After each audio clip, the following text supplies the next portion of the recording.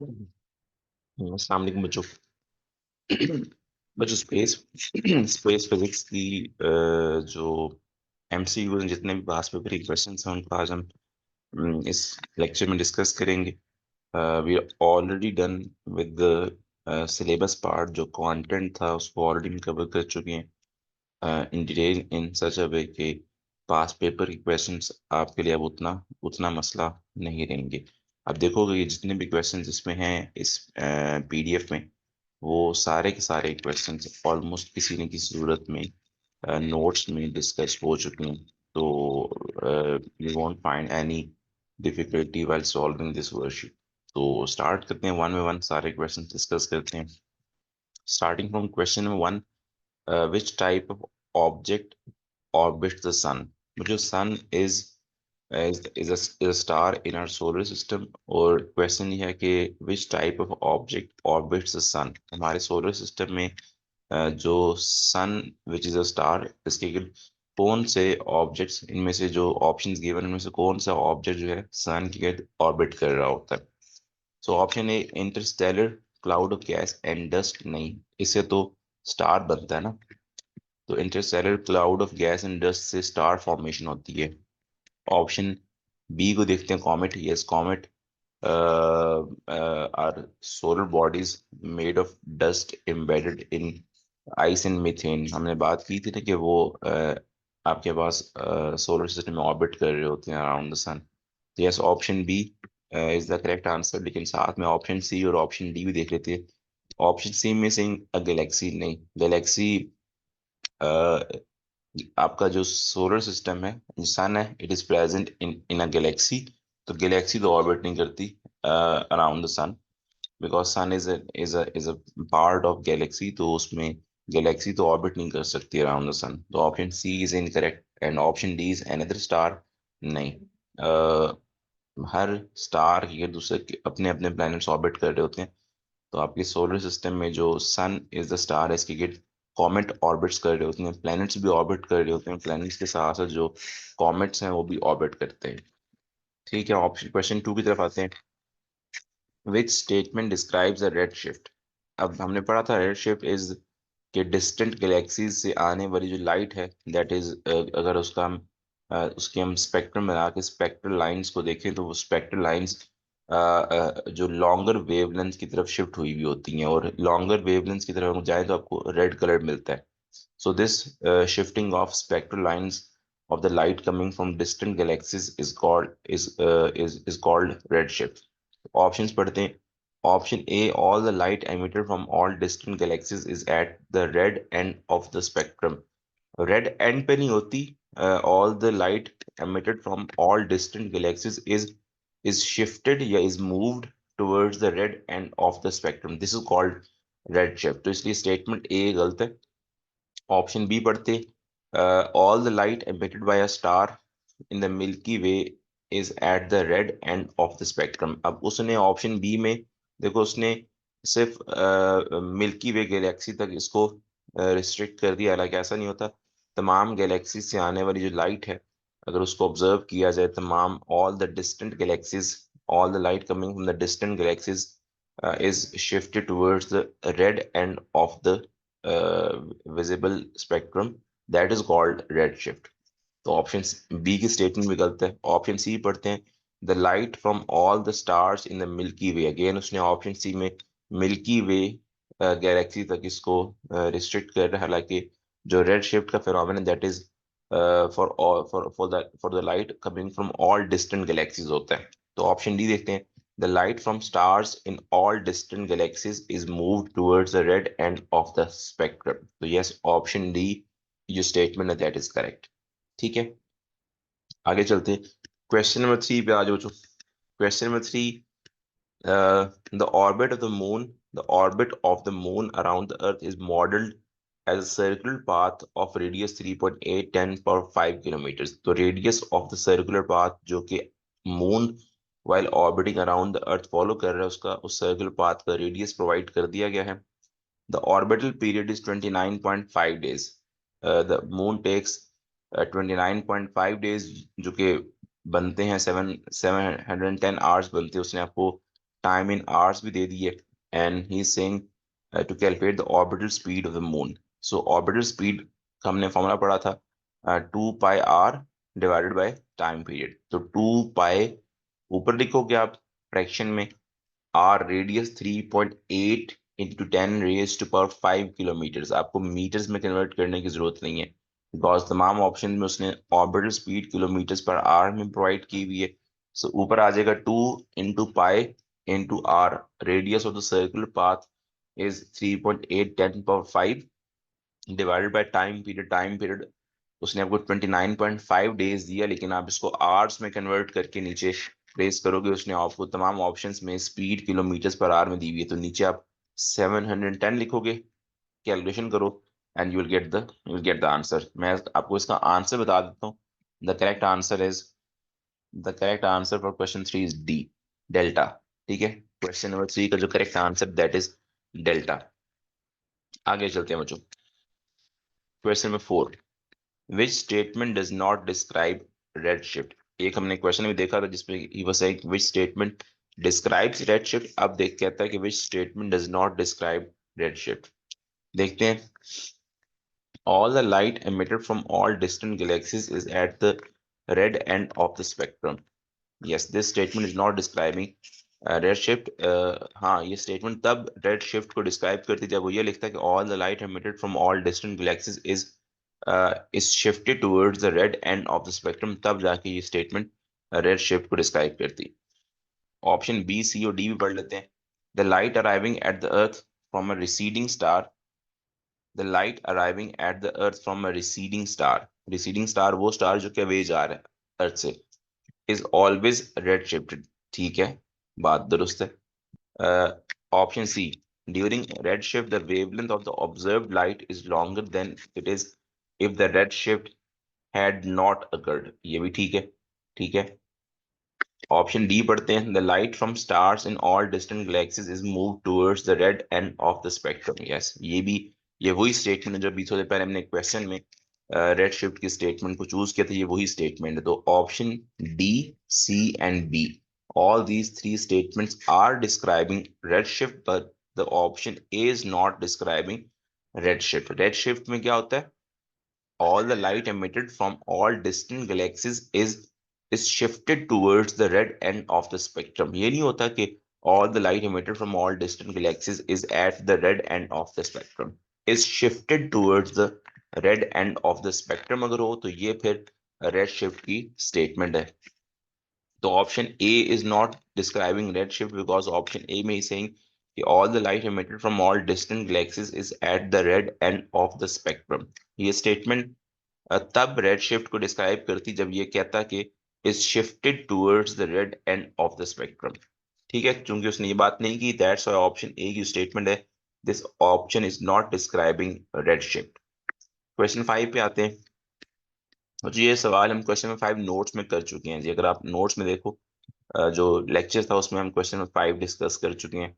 तो आगे चलते हैं। आपका क्वेश्चन लेक्चर जो फर्स्ट लेक्चर है उसमें आपको एक क्वेश्चन मिल जाएगा, orbital speed of earth calculate करने वाला जो टॉपिक था उसमें आपको ये सवाल सेकंड एफएक्यू देखो, तो ये वही सवाल है यहाँ पे। आगे चलते हैं बच्चों। Next is the question number 6। ये मेरे ख्याल में रेड शिफ्ट का सवाल है। यस, ये भी ऑल वही रेड शिफ्ट का ही क्वेश्चन है। The light emitted from a galaxy is red shifted when detected on earth। Yes. How does the frequency of the light when detected on Earth compare with its frequency when emitted, and in what direction is the galaxy moving? Okay, so frequency of the emitted light जो हम अर्थ पे detect कर रहे हैं उसका पूछ रहे हैं, और साथ में आपसे direction of movement of Galaxy भी पूछ रहे हैं। तो हम देख चुके हैं रेड शिफ्ट में कि जब कोई Galaxy when a galaxy moves away from from the अर्थ, तो क्या होता है कि आपके पास जो आप लाइट आप उससे जो एमिट हो रही लाइट जब आप रिसीव करते हो अर्थ पे, तो उससे जो स्पेक्ट्रम बनता है उसमें spectral lines are shifted towards the red end of the spectrum। This is called red shift। ठीक है, आपको जो लाइट डिटेक्ट करते हो अर्थ पे उसकी उनकी वेवलेंथ रेड कलर की तरफ शिफ्ट होती हुई मिलती है। रेड की वेवलेंथ सबसे ज्यादा होती है।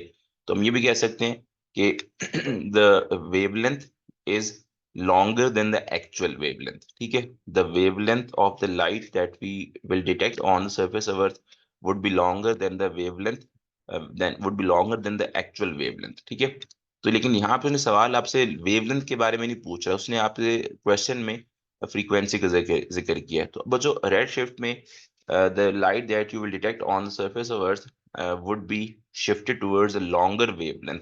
तो अगर शिफ्टेड टुवर्ड्स लॉन्गर वेवलेंथ है तो फ्रीक्वेंसी क्या होगी, फ्रीक्वेंसी कम होगी ना, बिकॉज वेवलेंथ और फ्रीक्वेंसी के आपस में इनवर्स प्रोपोर्शनैलिटी है। तो wavelength is the observed wavelength is longer than the actual wavelength, तो observed frequency would be less than the actual frequency। ठीक है, because wavelength और frequency के बीच में inverse proportionality, तो अगर wavelength is shifted towards longer wavelength तो frequency shifted towards frequency would be less than the actual frequency। Red की wavelength maximum होती है और frequency minimum होती है। तो हम अगर in terms of frequency बात करेंगे तो फिर हम कहेंगे कि frequency, the observed frequency would be less than the actual frequency। ठीक है, अब देखते हैं ऑप्शन ए में कहता है frequency of light when detected on Earth would be less than frequency of emission. Yes, और दैट मींस कि Galaxy is moving away. Yes, option A is the correct answer. आपको जो फ्रीक्वेंसी आप detect करोगे on the surface of earth that would be less than the actual frequency, that would be less than the frequency जो कि वो star या Galaxy emit कर रही है, उससे आपको लेस फ्रीक्वेंसी आप अर्थ सरफेस पे डिटेक्ट करोगे।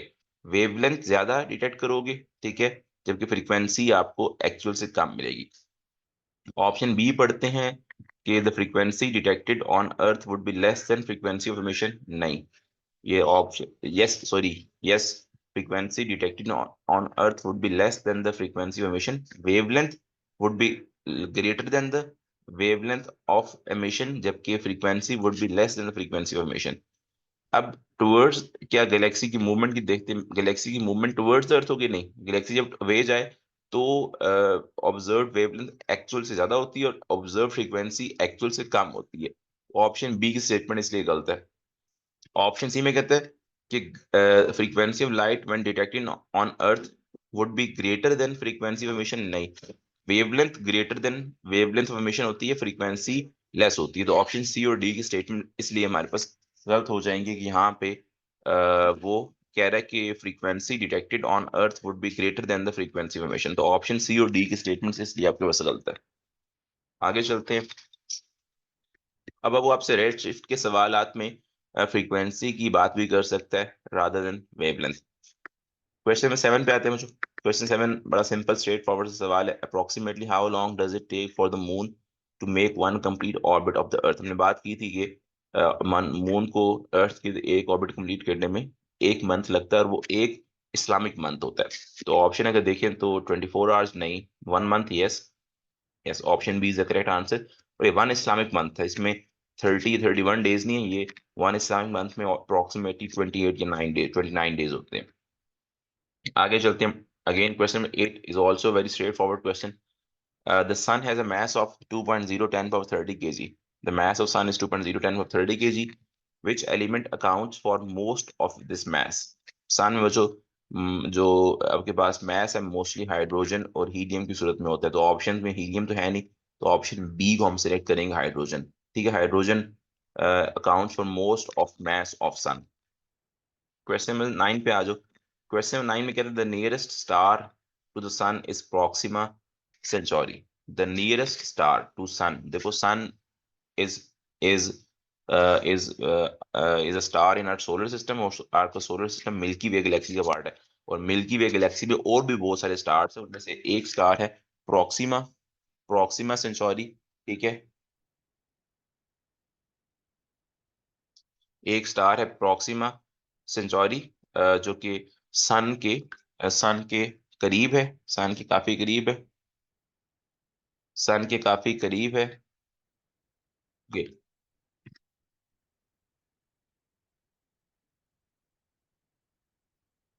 तो सन के जो करीबी स्टार है that is Proxima century at a distance of 4.2 light years. Yes, तो जब 4.2 लाइट ईयर्स डिस्टेंस का मतलब ये है, देखो हमने पढ़ा था लेक्चर में कि 1 light year is the distance that a light wave या light that a light ray will cover in 1 year. तो 4.2 लाइट ईयर्स का जो डिस्टेंस है, ये वो डिस्टेंस होगा जो कि एक लाइट रे को, एक लाइट वेव को कवर करने में 4.2 ईयर्स लग जाएंगे। ठीक है। तो अगर जो प्रॉक्सिमा सेंचुरी जो कि इतने डिस्टेंस पे है, अगर इससे लाइट वेव स्टार्ट करती है तो उसको क्या कहते हैं, अर्थ तक पहुंचने में, to reach the surface of earth, उसको कितना टाइम लगेगा, उसको 4.2 ईयर्स लगेंगे। देखो देखो, जितना लाइट ईयर में जितना डिस्टेंस होगा ना, लाइट वेव को उतना ही टाइम लगता है पहुंचने में। अब डिस्टेंस इज 4.2 लाइट ईयर्स, तो लाइट वेव को 4.2 ईयर्स लगेंगे पहुंचने में। ठीक है। अगर डिस्टेंस 3 लाइट ईयर होता तो फिर हम कहते हैं कि लाइट वेव को 3 ईयर्स लगते पहुंचने में। तो याद रखिए, जितना डिस्टेंस होता है लाइट ईयर्स में, उतना ही टाइम लगता है लाइट को ट्रेवल करने में। सो फोर, अगर अगर प्रॉक्सिमा सेंचुरी 4.2 लाइट ईयर्स के डिस्टेंस पे है, तो उस वहां से एक लाइट वेव चलेगी तो उसको 4.2 ईयर्स लगेंगे सरफेस ऑफ अर्थ तक पहुंचने में। तो एक लाइट वेव जब प्रॉक्सिमा सेंचुरी से स्टार्ट करेगी तो उसको सरफेस ऑफ अर्थ तक, हम सरफेस ऑफ अर्थ पे उस लाइट को, तब हमारे तक वो लाइट पहुंचेगी, वो लाइट 4.2 ईयर्स के बाद हमारे तक पहुंचेगी। ठीक है। हालांकि वो चली 4.2 ईयर्स पहले होगी, वहां से उसने स्टार्ट किया होगा, और हमारे तक वो 4.2 ईयर्स के बाद पहुंचेगी। विच स्टेटमेंट्स आर करेक्ट? ऑप्शन देखिए, 3 स्टेटमेंट्स देते हैं, कौन से करेक्ट है बच्चों। स्टेटमेंट 3 से स्टार्ट करते हैं। Proxima Centauri is outside the Milky Way galaxy. नहीं, it's a part of Milky Way galaxy. Milky Way galaxy में और भी काफी सारे स्टार्स हैं, और में जो नियरेस्ट स्टार टू द सन है, that is Proxima century, so it's a part of Milky Way Galaxy. Option statement 3 तो करेक्ट है। फिर देखते हैं स्टेटमेंट 1 को, देखते हैं। Telescope images of Proxima Centauri show it as it was 4.2 years ago. Yes बच्चों, अब देखो, अगर आप टेलीस्कोप इमेजेस से प्रॉक्सिमा सेंचुरी को, से आने वाली लाइट को ऑब्जर्व करते हो, तो वो जो लाइट आपको मिलेगी, वो लाइट उस लाइट ने 4.2 ईयर्स पहले स्टार्ट किया होगा प्रॉक्सिमा सेंचुरी से, क्योंकि द डिस्टेंस 4.2 लाइट ईयर्स। तो प्रॉक्सिमा सेंचुरी से स्टार्ट करने वाली एक लाइट वेव 4.2 ईयर्स के बाद पहुंचेगी सरफेस ऑफ अर्थ पे। तो आपको 4.2 ईयर्स के बाद अगर लाइट वेव मिल रही है, तो वो लाइट वेव बेसिकली आपको जो पिक्चर दिखाएगी उस स्टार की, वो 4.2 ईयर्स की पहले की पिक्चर होगी। तो option A, telescope images of Proxima Centauri show it as it was 4.2 years ago. Yes, जो टेलीस्कोप इमेजेस उस लाइट से आप हासिल करोगे, जो लाइट आ रही है, उस लाइट ने फोर, लेट्स सपोज अभी आपने वो लाइट रिसीव की, तो अभी लाइट नहीं है, वो 4.2 ईयर्स पहले वो लाइट थी जो कि प्रॉक्सिमा सेंचुरी से उसने स्टार्ट किया था। तो आपको जो टेलीस्कोप इमेज मिलेगी ऑफ दैट स्टार, वो 4.2 ईयर्स पहले की इमेज होगी। तो ऑप्शन 1 की स्टेटमेंट भी करेक्ट है। ऑप्शन 2 की स्टेटमेंट देखते हैं। If a spacecraft near Proxima Centauri sent a radio message to the Earth, it would take 4.2 years to arrive. Yes, ये भी है, बिल्कुल ठीक है। अगर एक रेडियो मैसेज भेजा जाता है, रेडियो वेव्स के थ्रू एक रेडियो मैसेज सेंड किया जाता है अर्थ तक, तो radio waves are electromagnetic waves, और उनकी स्पीड वही जो स्पीड ऑफ लाइट होती है।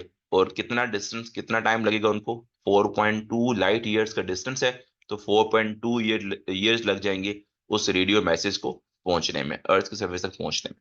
ठीक है। तो तीनों स्टेटमेंट्स यहाँ पे, तीनों स्टेटमेंट्स करेक्ट है। ठीक है। तो ऑप्शन क्या बनेगी? It's option option A. ठीक है। तीनों की तीनों यहाँ पे स्टेटमेंट्स करेक्ट है।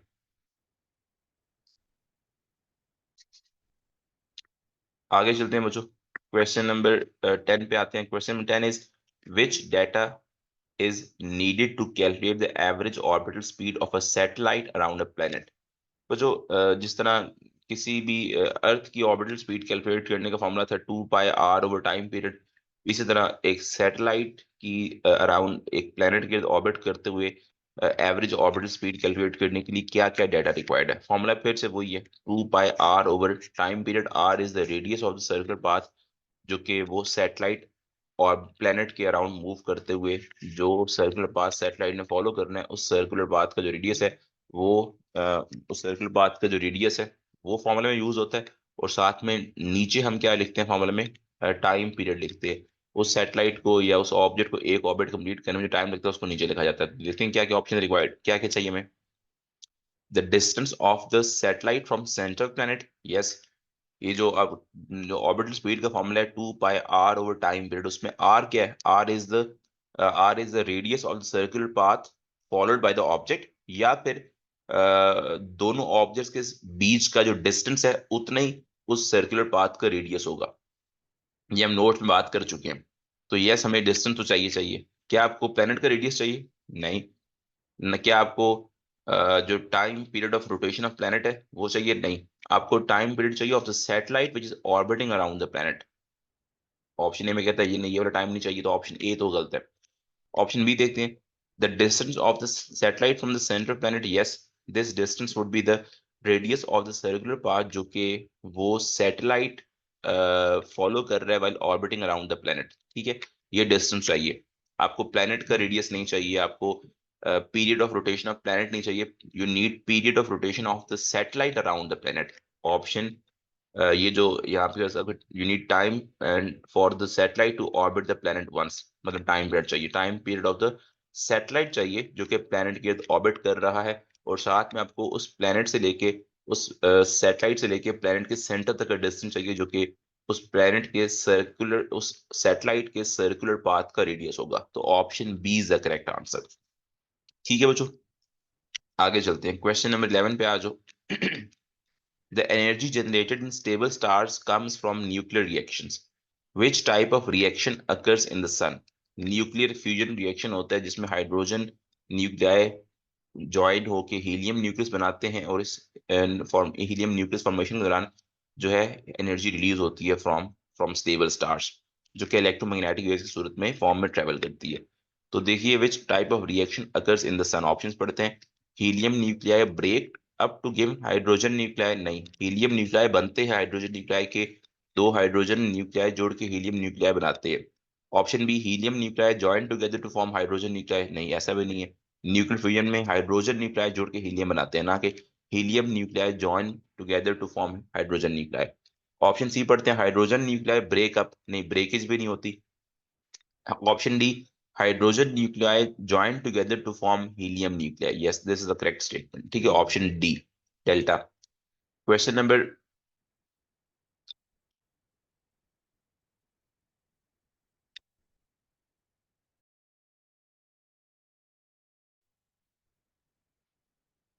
जो next question is question number 12। Question number 12 हबल्स law का सवाल है। Two quantities define हबल्स constant H not. The one is speed at which the galaxy is moving away from the Earth, जिसको v से denote कर रहे हैं, and second physical quantity, the distance of the galaxy from the Earth, जिसको small d से denote किया गया। What is the relationship between v and d? House law हम देख चुके हैं कि v और d इन दोनों के बीच में डायरेक्ट प्रोपोर्शनैलिटी है। v is proportional to d, and the current estimate for Hubble's constant भी बताना है, और हमने देखा था कि हबल्स कांस्टेंट की जो करंट वैल्यू है that is 2.2 10 power minus 18 per second. तो ऑप्शन ए बनती है। Abbott's law states that the recessional speed of a galaxy is directly proportional to current distance of the galaxy from the Earth, and the estimated, और फिर वो उस proportionality को equality में change करने पे जो कांस्टेंट इंट्रोड्यूस करवाया था हमने H naught, that constant is known as Hubble's constant, जिसको हमने एच नॉट से नोट किया था, and the value for that constant is 2.2 10 power minus 18 per second. ठीक है, तो सिंपल क्वेश्चन में 12 स्ट्रेट फॉरवर्ड सवाल था। It's A is the correct option. Question 13 की तरफ आते हैं। Question 13 is which planet in our solar system is nearest to the sun and what is the nature of the planet. Which planet in our solar system is nearest to the sun. Total 8 planets हैं आपके solar system में, और इन तमाम planets को sequence wise याद रखने के लिए हमने एक जुमला सीखा था, my very educated mother just served us nachos. Sorry. तो उस जुमले में the first word my, my का जो पहला अल्फाबेट था M, that is for Mercury. तो Mercury is the closest planet to the sun in our solar system. और तमाम के तमाम बच्चों जो इनर प्लैनेट्स थे, जिसमें मरकरी है, वीनस है, अर्थ है, मार्स है, all these four inner planets have a solid rocky layered structure. The nature of Mercury is rocky. तो Mercury is the closest planet in our solar system to the sun, and it has got a rocky solid layered structure, so nature is rocky. Option A is the correct answer. Question 14. The sun consists mostly of the two elements. What are these two elements? एक hydrogen एक helium है. Hydrogen nuclear fuse होके fusion से helium nucleus produce होता है. तो hydrogen and helium are the two element जो कि अब आपको इन अबंडेंस मिलते हैं इन सन. तो most of the mass of जो सन है that is because of hydrogen and helium. ठीक है, क्वेश्चन 15 पे आ जाते हैं. क्वेश्चन नंबर 15 में कहते हैं विच statement about milky way is correct. Milky way is a galaxy. तो विच स्टेटमेंट इज करेक्ट. तो ऑप्शन ए देखते हैं. Yes, it is a galaxy. तो स्ट्रेट फॉरवर्ड सही सवाल, ये भी सवाल था. क्वेश्चन नंबर 16 पे आ जाते हैं. Question number 16, which statement about solar system is correct. आपको सोलर सिस्टम की जो है उसके उसको लेकर उसने कुछ स्टेटमेंट्स दी हुई हैं and we have to choose the correct statement. तो 16, ऑल प्लैनेट्स आर रॉकी. नहीं, 4 इनर प्लैनेट्स रॉकी होते हैं आपके सोलर सिस्टम में and the 4 outer planets have are gaseous planets. तो ऑप्शन ए की स्टेटमेंट तो गलत है. नेक्स्ट की तरफ आते हैं. Next is next statement, only the earth has a moon. नहीं, और भी प्लैनेट्स हैं उनका भी मून होता है. लेकिन हम सिर्फ अर्थ के मून के बारे में जानते हैं. लेकिन और प्लैनेट्स भी आपके सोलर सिस्टम में हैं जिनका मून एग्जिस्ट करता है.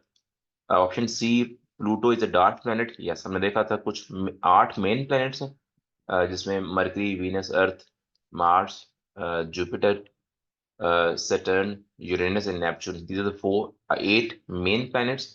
और इसके अलावा प्लूटो जो है that is a dark planet. Pluto के अलावा कुछ और डार्क प्लैनेट्स भी थे. उनके अगर आपको नाम याद हो तो उनमें एक का सीरस था, एक ईरस था और एक मेक था. वो सारे के सारे dark planets. Pluto is one of the dark planets. तो yes, option C is the correct answer. ठीक है बच्चों. तो क्वेश्चन नंबर 16 का आंसर क्या, option C. Next question number 17 पे आते हैं. Question number 17, the graph shows the energy radiated by the sun at different wavelengths. Most of the energy is radiated in just three parts of the electromagnetic spectrum labeled P, Q and R. तो जो आपके पास जो सन से जो energy radiate होती है, emit होती है in the form of electromagnetic waves, that falls in the electromagnetic spectrum, that falls in 3 regions of electromagnetic spectrum. उनमें कौन कौन 3 रीजन, उनमें से जो 3 रीजन थे उनमें एक था infrared, ultraviolet and visible region. ठीक है. तो ये यहाँ पे उसने तीनों रीजन शो किए हुए हैं, पी, क्यू एंड आर. अब उसने क्या है, which parts of the electromagnetic spectrum are P and R. Which parts of the electromagnetic spectrum are P and R. अगर आपको वेव्स का चैप्टर याद हो तो उसमें आप लोगों ने जो इलेक्ट्रोमैग्नेटिक वेव्स का स्पेक्ट्रम देखा तो उसमें आप लोगों ने देखा होगा कि उस इलेक्ट्रोमैग्नेटिक स्पेक्ट्रम में जितने भी रीजन हैं उनको आपने वेवलेंथ वाइज ऑर्डर या फ्रीक्वेंसी वाइज उनकी ऑर्डरिंग देखी होगी. तो उसमें जो सबसे लोएस्ट वेवलेंथ है दैट इज, अब देखें तो यहाँ पे सबसे लोएस्ट वेवलेंथ अल्ट्रावायलेट की है. फिर उसके बाद अल्ट्रावायलेट के बाद आता है विजिबल और विजिबल के बाद फिर आता है इंफ्रारेड. अगर आपको ये ऑर्डर वो याद हो तो सबसे पहले उस ऑर्डर में जो इंफ्रारेड, अल्ट्रावायलेट और विजिबल, ये जो तीनों रीजन्स हैं उस इलेक्ट्रोमैग्नेटिक स्पेक्ट्रम में, उसमें आपको सबसे पहले मिलेगा अल्ट्रावायलेट का रीजन मिल जाएगा. उसके साथ आपको विजिबल रीजन, उसके बाद आपको विजिबल रीजन मिल जाएगा और उसके बाद आपको इंफ्रारेड का रीजन मिल जाएगा. तो P is ultraviolet, Q is visible region of electromagnetic spectrum, and R is infrared region of the electromagnetic spectrum. ठीक है. अगर आप नोट्स में वेव्स के नोट्स खोल के देखो तो उस इलेक्ट्रोमैग्नेटिक स्पेक्ट्रम में आपको अगर आप वेवलेंथ, इंक्रीजिंग वेवलेंथ के ऑर्डर मूव करोगे तो पहले आपको मिलेगा अल्ट्रावायलेट मिलेगा, फिर आपको मिल जाएगा विजिबल अल्ट्रावायलेट के साथ, और उसके बाद अल्ट्रावायलेट के साथ फर्दर ऑनवर्ड इंक्रीजिंग वेवलेंथ के ऑर्डर में आपको मिलेगा इंफ्रारेड का रीजन मिल जाएगा. तो P is ultraviolet, Q is visible and R is infrared region of electromagnetic spectrum. तो option D is the correct answer. Option A नहीं हो सकती, गैमा रेज नहीं होती. मोस्टली जो एनर्जी रेडिएट होती है वो इलेक्ट्रोमैग्नेटिक स्पेक्ट्रम 3 रीजन से बिलोंग करती है, infrared, visible and ultraviolet region के साथ. और इनमें अल्ट्रावायलेट की वेवलेंथ मिनिमम और जो आपके पास इंफ्रारेड है उनकी वेवलेंथ मैक्सिमम होती है. आगे चलते हैं क्वेश्चन नंबर 18 पे. आज question number 18, an astronomer observes red shift in the light from a distant galaxy. Which statement about red shift is correct. Okay, again उसने आपसे रेड शिफ्ट की स्टेटमेंट पूछी है. तो रेड शिफ्ट हम पहले भी 2-3 क्वेश्चन में देख चुके हैं. कि रेड शिफ्ट इज, देखते हैं आप स्टेटमेंट दोबारा से पढ़ते हैं। It is a decrease in observe wavelength, नहीं, it is not the decrease in observed wavelength, it is the increase in observed wavelength। आप जो wavelength ऑब्जर्व करते हो वो एक्चुअल से ज्यादा ऑब्जर्व कर रहे होते हो। तो ऑप्शन बी तो इट्स नॉट, ऑप्शन ए की जो statement that is not not a correct statement. Option B देखते हैं, it is evidence that the universe is contracting and supports the Big Bang theory। Yes, redshift is an evidence which supports Big Bang theory, but it also provides an evidence that the universe is expanding, not universe is contracting। तो option B वाली statement incorrect है। Option C की statement देखते हैं, it is evidence that universe is expanding, yes it is true, and supports the big bang theory, बिल्कुल ठीक है जी, option C is the correct answer. हम देख चुके हैं कि red shift leads to the conclusion that universe is expanding and it also supports the concept of big bang theory। तो 18 का आंसर, करेक्ट आंसर क्या, सी। क्वेश्चन नंबर 19 देखते हैं, which row about the orbits of Earth and the moon is correct. वो जो अर्थ क्या करती है, अर्थ का एक तो ऑर्बिटल मोशन अराउंड सन, और उसको मुकम्मल करने में, एक जगह मुकम्मल करने में अर्थ को 365 डेज लगते हैं, जबकि मून का जो ऑर्बिटल मोशन अराउंड द अर्थ, इसको मुकम्मल होने में अप्रोक्सीमेटली 1 महीना लगता है, 1 इस्लामिक मंथ लगता है।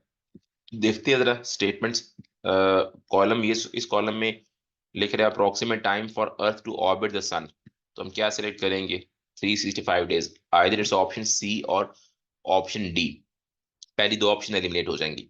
फिर सेकंड कॉलम में देखो, approximate time for the moon to orbit the earth, moon को अर्थ के गिर्द ऑर्बिट करने में अप्रोक्सीमेटली 30 डेज लगते हैं। तो हम ऑलरेडी ऑप्शन ए और बी को एलिमिनेट कर चुके हैं, we left with option C and D.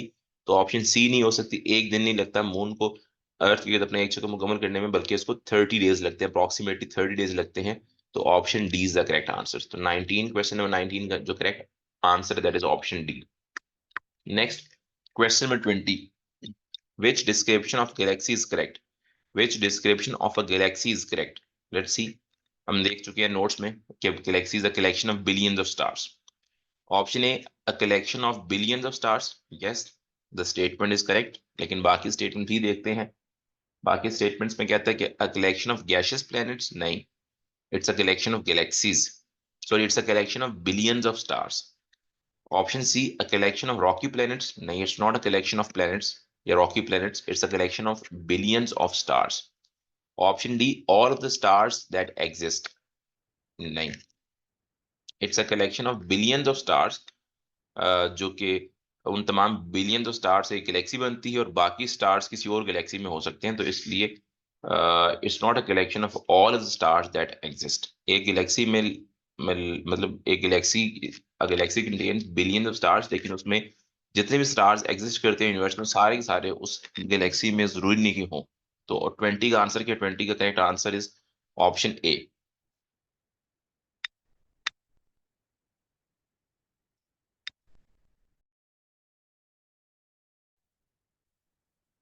जो question number 21, light from distant stars is red shifted, what is red shift.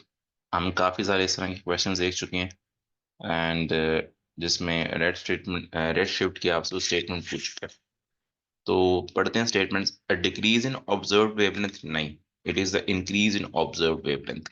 तो ऑप्शन ए और बी को तो यहीं पे एलिमिनेट कर देंगे, बिकॉज इन दोनों ऑप्शन में ही saying a decrease in observe wavelength. हालांकि ऐसा नहीं है, it is the increase in observe wavelength. An increase in observe wavelength caused by a star moving away from the earth, yes, हम notes में देख चुके हैं, तो option C is the correct answer. Question में 22 पे आ जाते हैं मुझे। क्वेश्चन में 22 में ही सेइंग कि space station orbits the Earth at a distance of 7,000 kilometers from the Earth center. There's a space station that is orbiting the Earth at a distance of 7,000 kilometers from the Earth's center point। तो उस space station का जो circular path है, उसका radius is 7,000 kilometre. जब भी कोई object orbit कर रहा हो तो उसका, उसके सर्कुलर पाथ का रेडियस उतना ही होता है जितना उन दोनों ऑब्जेक्ट्स के बीच में, उनके सेंटर्स के बीच में डिस्टेंस है। तो 7,000 kilometre is the radius of the circular path that the space station is following।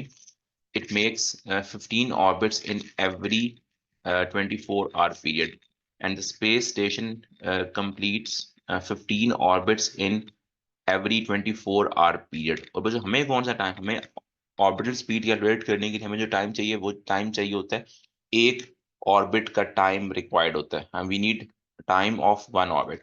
अब उसको 15 ऑर्बिट्स वो कंप्लीट कर रहा है इन 24 आवर पीरियड। तो यहाँ पे आपको यूनिटरी मेथड लगा के पहले एक ऑर्बिट का टाइम कैलकुलेट करना है। आप यूनिटरी मेथड कैसे अप्लाई करोगे, 24/15, और आपने एक ऑर्बिट का टाइम कैलकुलेट करना है तो x/1। पहले आप एक ऑर्बिट का टाइम कैलकुलेट करोगे, उस टाइम के साथ आपने डिवाइड करना है किस चीज को, 2πr ऊपर लिखते हैं और नीचे टाइम ऑफ वन ऑर्बिट लिखते हैं। ऊपर 2π × r की जगह आ जाएगा 7000 किलोमीटर आ जाएगा, ठीक है। और डिवाइड करोगे, आप एक ऑर्बिट के टाइम से डिवाइड कर दोगे, और एक ऑर्बिट का टाइम पहले अपने यूनिटरी मेथड अप्लाई करके कैलकुलेट करना है, और एक ऑर्बिट के टाइम से डिवाइड करने में आपको जाके फाइनली उसकी उस स्पेस स्टेशन की ऑर्बिटल स्पीड मिलेगी, ठीक है। सो फॉर्मूला वही है, बस आपने वैल्यूज को प्लग इन करना है। क्वेश्चन 22 का जो करेक्ट आंसर मैं आपको बता देता हूँ, जरा कैलकुलेशन करके परफॉर्म कर लीजिएगा इसका। इसका जो करेक्ट आंसर है मैं आपको बता देता हूँ, जस्ट वेट अ सेकेंड।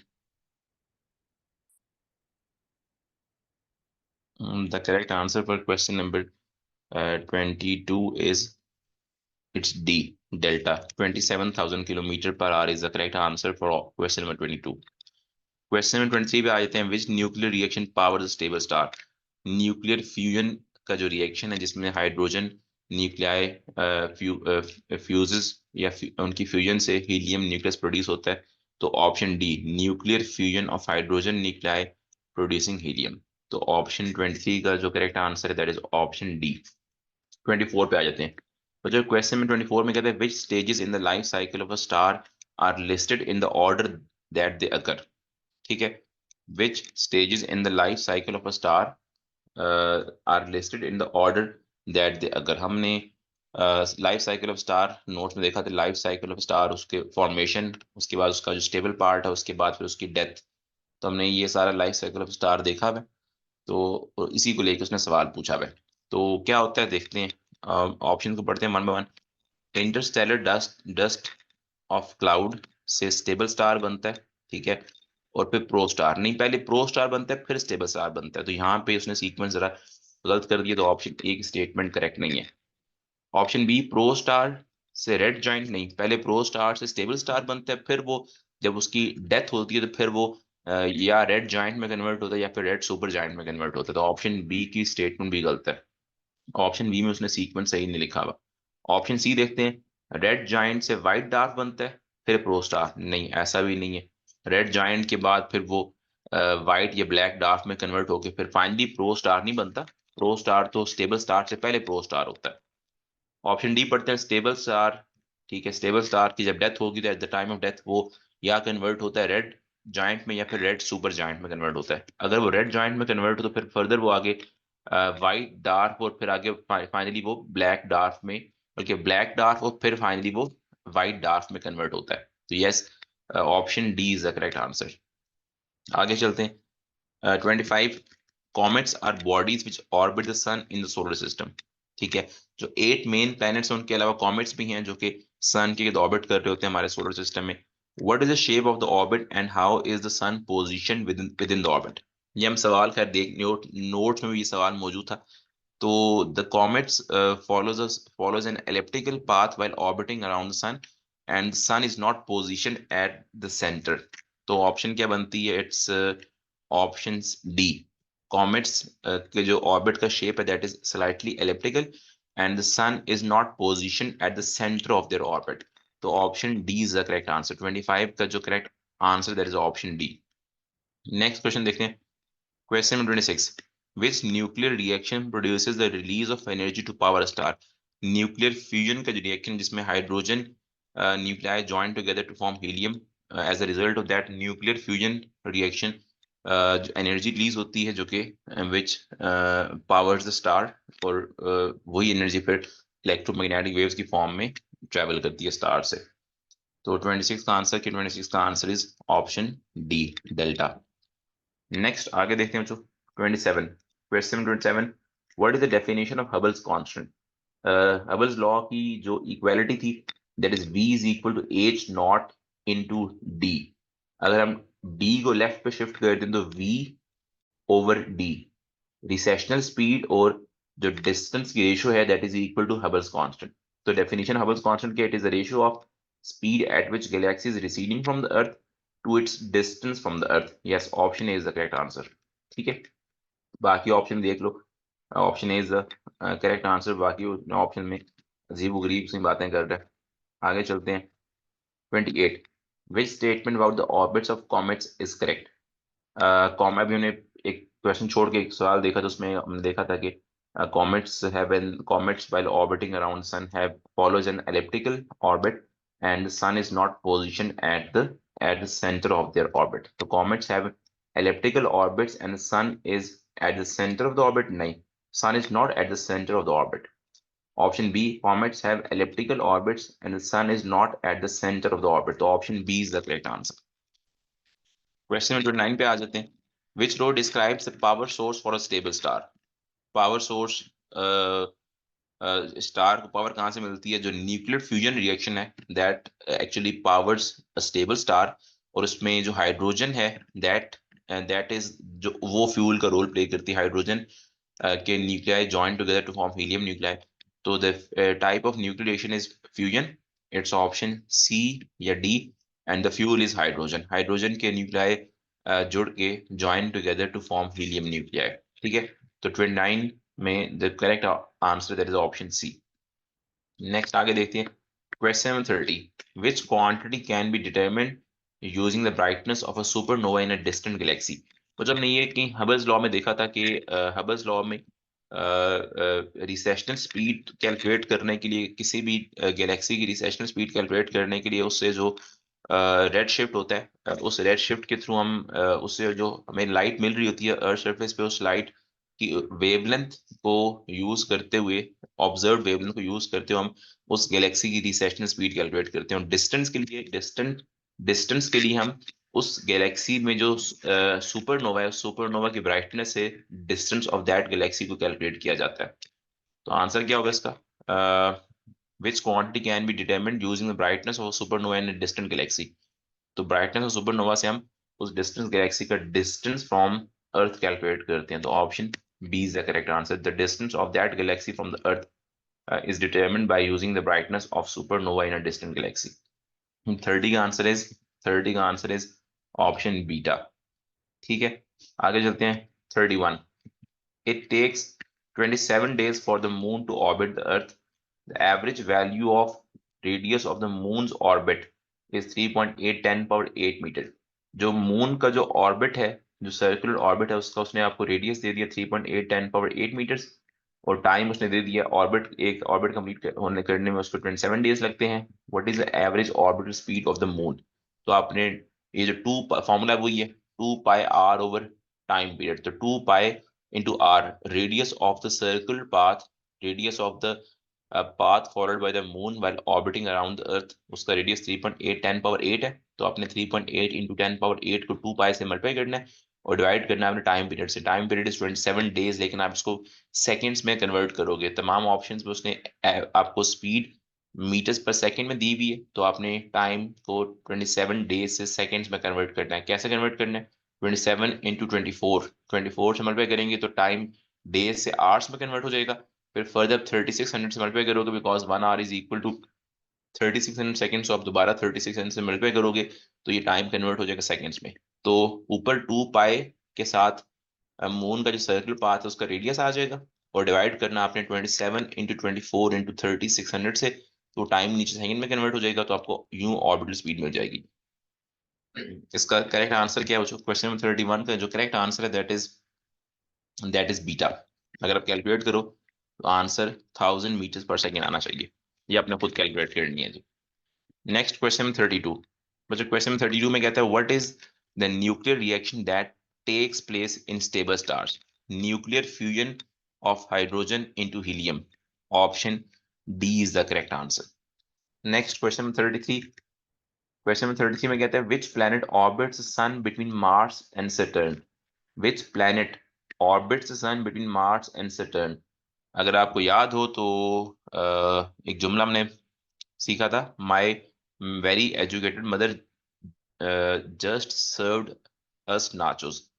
तो मार्स और सैटर्न के बीच में जुपिटर आता है। My very educated mother, just J for Jupiter, served served में एस फॉर सैटर्न। तो मार्स और सैटर्न के बीच में जो प्लेनेट है that is Jupiter. Option B is the correct answer. Next question 34, which statement about the sun is correct? Sun is a dark star, नहीं। Sun is a giant star, नहीं। Sun is a medium size star. हमने देखा था कि हमने देख चुके हैं कि जो सेकंड चैप्टर था स्पेस फिजिक्स, मैंने उसमें स्टार्ट हमने यहाँ से किया था कि sun is a medium size star consisting mostly of hydrogen and helium. तो option C is the correct answer. 34 का आंसर क्या? 34 का आंसर इज सी। क्वेश्चन 34 का आंसर इज सी। ठीक है, क्वेश्चन 35 पे आ जाते हैं। अब देखो बच्चों, नोट्स में ऑलरेडी हम काफी सारे, मतलब ये सारे के सारे क्वेश्चंस नोट्स में किसी की न किसी सूरत में कवर हो चुके हैं। नेक्स्ट क्वेश्चन में 35, which quantity does a light year measure? is the distance. Light year is a unit of distance, so it light year is used to measure distance, so option B is the correct answer। 35 का option B। Next देखते हैं 35 with next question में 36, approximately how long does the moon take to orbit the earth? Approximately इसको एक महीना लगता है, one Islamic month. One day नहीं हो सकता, 7 डेज नहीं हो सकता, 365 डेज नहीं हो सकता। मून टेक्स अप्रोक्सीमेटली 1 मंथ, 29 या 29 30 डेज। तो जो क्लोजर ऑप्शन है दैट इज ऑप्शन सी। तो 28 डेज लगते हैं मून को अर्थ के गिर्द एक ऑर्बिट, एक चक्कर कंप्लीट करने में। Next 37, the sun transfers energy to the earth through electromagnetic radiations. ठीक है, what are the two of the parts of the electromagnetic spectrum to which most of the energy belongs? Most of the energy जो कि sun से radiate होती है in the form of electromagnetic radiation, that belongs to infrared, visible and ultraviolet region। Options पढ़ते हैं। Option A में कहते हैं gamma rays and X rays, नहीं ऐसा नहीं है। Option B infrared radiation and visible light, yes. एक और इलेक्ट्रोमैग्नेटिक स्पेक्ट्रम एक और पार्ट भी होता है इंफ्रारेड विजिबल के अलावा, अल्ट्रावायलेट, लेकिन वो यहाँ पे ऑप्शन बी में है नहीं। ऑप्शन सी देखते हैं माइक्रोवेव्स एंड विजिबल लाइट, नहीं। Option D radio waves and microwaves, नहीं। इंफ्रारेड, अल्ट्रावायलेट एंड विजिबल, तो ऑप्शन बी को हम सेलेक्ट करेंगे जिसमें इंफ्रारेड रेडिएशंस और visible light, visible part of electromagnetic spectrum की बात कर रहे हैं, तो option B is the correct answer. ठीक है, 37 का करेक्ट आंसर क्या? Option B. ठीक है बच्चों, आगे चलते हैं जी। Next 38, question 38, what provides evidence that the universe is expanding? Red shift, light from distant galaxies is shifted to longer wavelengths। Redshift का जो phenomenon है that provides evidence that the universe is expanding, so option C, light from distant galaxies is shifted to longer wavelengths। ठीक है, तो 38 का answer क्या बनता है? it is option C। next 39, which time period is approximately equal to 24 hours? बच्चों 24 घंटे लगते हैं अर्थ को अपने एक्सिस ऑफ रोटेशन के गिर्द एक चक्कर मुकम्मल करने में, एक स्पिन मुकम्मल करने में।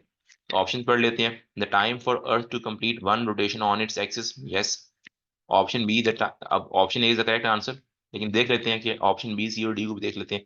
The time for earth to orbit the sun, to earth को सन के गिर्द एक ऑर्बिट मुकम्मल करने में 365 डेज लगते हैं, जबकि 24 आवर्स लगते हैं to complete one rotation on its own axis. C statement देख लेते हैं। Option A is the correct answer, लेकिन फर्दर हम ऑप्शन सी की स्टेटमेंट और डी की स्टेटमेंट्स को भी चेक कर लेते हैं।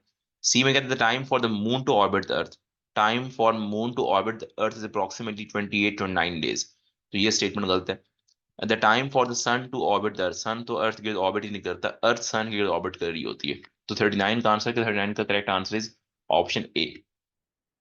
नेक्स्ट क्वेश्चन नंबर 40 पे आ जाते हैं। The nearest star, sorry, the nearest star to the sun is about 4 light years away from earth। A student makes 3 statements about the star। बच्चों ये सवाल हम कर चुके हैं जी, ये हम सवाल देख चुके हैं, पर थोड़ा सा डिफरेंट सवाल है कि the nearest star to the sun is about 4 light years away from earth. तो जो नियरेस्ट स्टार है सन के, the nearest star to the sun is about 4 light years away from अर्थ।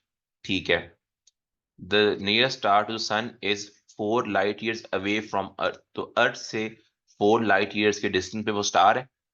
अगर 4 लाइट ईयर्स के distance पे वो star मौजूद है तो उस स्टार से आने वाली लाइट को 4 साल लगेंगे सरफेस ऑफ अर्थ तक पहुंचने में। तो 4 साल के बाद अगर लाइट पहुंचेगी सरफेस ऑफ अर्थ तक, दैट मीन्स कि आप उस लाइट के थ्रू जब उस स्टार को व्यू करोगे तो वो आपको स्टार की 4 साल की पहले की पिक्चर दिखेगी। A student makes three statements about a star. Option statement one, light from the star takes about 4 years to reach the earth. बिल्कुल ठीक है। Light from the sun takes about 4 years to travel to the star and back to earth. नहीं, sun की हाँ बीच में कहाँ से बात आ गई। ये जो sun के करीबी जो स्टार है वो अर्थ से 4 लाइट ईयर्स के डिस्टेंस पे है, तो उस स्टार से अर्थ की सरफेस तक लाइट को आने में 4 साल लगेंगे। सन का बीच में कुछ यहाँ पे रोल नहीं है। Third, the star is outside our galaxy. बच्चों, हमारा जो हम जिस गैलेक्सी में फॉल करते हैं वो मिल्की वे गैलेक्सी, और मिल्की वे गैलेक्सी का जो अपना diameter that is 100 light years. कुछ ऐसे ही था ना, अगर आप नोट्स निकाल के देखो, the diameter of Milky Way Galaxy is 100 light years. Yes, 100 light years. तो अगर ये स्टार सन से 4 लाइट ईयर्स के डिस्टेंस पे है तो दैट मीन्स कि ये स्टार मिल्की वे गैलेक्सी में ही फॉल कर रहा है। तो विच स्टेटमेंट्स आर करेक्ट? अच्छा, स्टेटमेंट थ्री गलत है, the star is outside our galaxy. नहीं, the star is inside our galaxy. तो स्टेटमेंट थ्री गलत है। उसके बाद स्टेटमेंट टू गलत है। Statement one is true. ठीक है, स्टेटमेंट वन इज करेक्ट। तो ऑप्शन क्या बनता है? Option C is the correct answer. Statement one is true only. Statement one is correct only.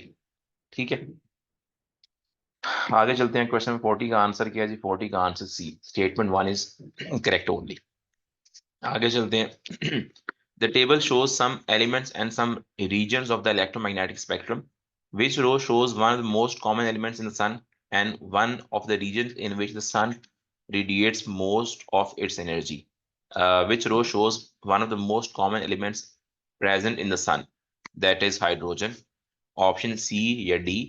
और सन से रेडिएट होने वाली एनर्जी जो है that that falls in three regions of electromagnetic spectrum, infrared, ultraviolet and visible. तो option C और D में से फर्दर अगर मैं फिल्टर करना है तो फिर आप ऑप्शन डी को चूज करोगे, बिकॉज ऑप्शन डी में उसने जो रीजन वाले कॉलम में इंफ्रारेड लिखा हुआ है। तो option D is the correct answer.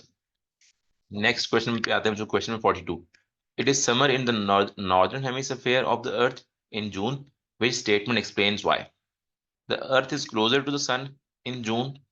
ठीक है, सारी स्टेटमेंट पढ़ लेते हैं पहले। Earth is closer to the sun in June. Next statement is the earth spins on its axis in the opposite direction to that in which it rotates around the sun. ऐसी मैंने कोई बात notes में देखी नहीं है। The moon is full in June. Moon से कोई लिंक ही नहीं है सीजन के आने जाने का। The north pole of the axis of Earth's rotation is tilted towards the sun in June. Yes, हमने देखा था ना कि वो जो सन का जो अर्थ का जो टिल्टेड एक्सिस है, दैट इज अर्थ का जो orbital motion around the sun and its tilted axis is responsible for the 4 seasons. तो option D is the correct answer. The north pole of the axis of earth rotation is tilted towards the sun, इसीलिए northern hemisphere में आपको आपको जो है वो जून का महीना मिलेगा। ठीक है, सॉरी, नॉर्दर्न हेमिस्फीयर में आपको समर का सीजन मिलेगा। It is summer in the northern hemisphere of the earth in June. क्यों? बिकॉज आपके पास जो north pole of axis of earth rotation है that is tilted towards the sun, इसीलिए आपको नॉर्दर्न हेमिस्फीयर में समर का सीजन मिल जाएगा इन जून। तो सम आपके पास जो 4 सीजन का आना जाना है that is linked with linked with the orbital motion of earth around the sun and along with its tilted axis और जो orbital motion of sun around the sorry orbital motion of earth around the sun, and that is responsible for the 4 seasons on the surface of earth. 43. The table lists some information about some stars.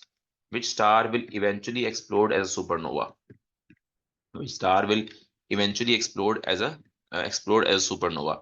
पर जो supernova कब बनता है? पहले होता है red joint, उसके बाद फिर आपके पास रेड जॉइंट के बाद आपके पास अच्छा दो दो तरह के स्टार्स हो सकते हैं ना, या तो स्टार के पास होगा स्मॉल साइज, मीडियम साइज, या फिर उसका साइज या उसका sorry mass, small small mass या मीडियम मैस स्टार, या फिर आपके पास लार्ज मैस स्टार। जब उसकी डेथ होती है तो अगर स्टार का mass is less than 8 times mass of sun हो तो वो स्मॉल मैस माना जाता है और वो कन्वर्ट होता है रेड जॉइंट में। रेड जॉइंट फिर आगे कन्वर्ट होता है प्लैनेटरी निब्यूला में, वाइट डार्क में, और फिर ब्लैक डार्क में। ठीक है, यहाँ पे उसने सवाल पूछा है कि the table lists some information about some stars, which star will eventually explode into a supernova। Supernova बनता है रेड सुपर जायंट से। ठीक है, रेड सुपर जायंट से सुपरनोवा बनता है। तो आइदर हमारे पास यहाँ पे अगर हम देखें तो ऑप्शन ए में उसने रेड जायंट सुपरनोवा भी बनता। ठीक है, विच स्टार, उसने सवाल पूछा which star will eventually explode as a supernova. as a result of explosion, red supergiant explodes as supernova। तो ऑप्शन ए नहीं हो सकती, ऑप्शन सी भी नहीं हो सकती, डी भी नहीं हो सकती, it's option B, red supergiant explodes into supernova. ठीक है, आप नोट्स निकाल के देखो तो उसमें आपको नजर आ जाएगा कि red supergiant explodes into into supernova. तो ऑप्शन क्या है 43 का answer is beta. Question number 43 का answer is option beta. Next आगे देखते हैं क्वेश्चन 44। क्वेश्चन 44 में कह रहा है the time taken for the earth to orbit the sun is approximately 365 days।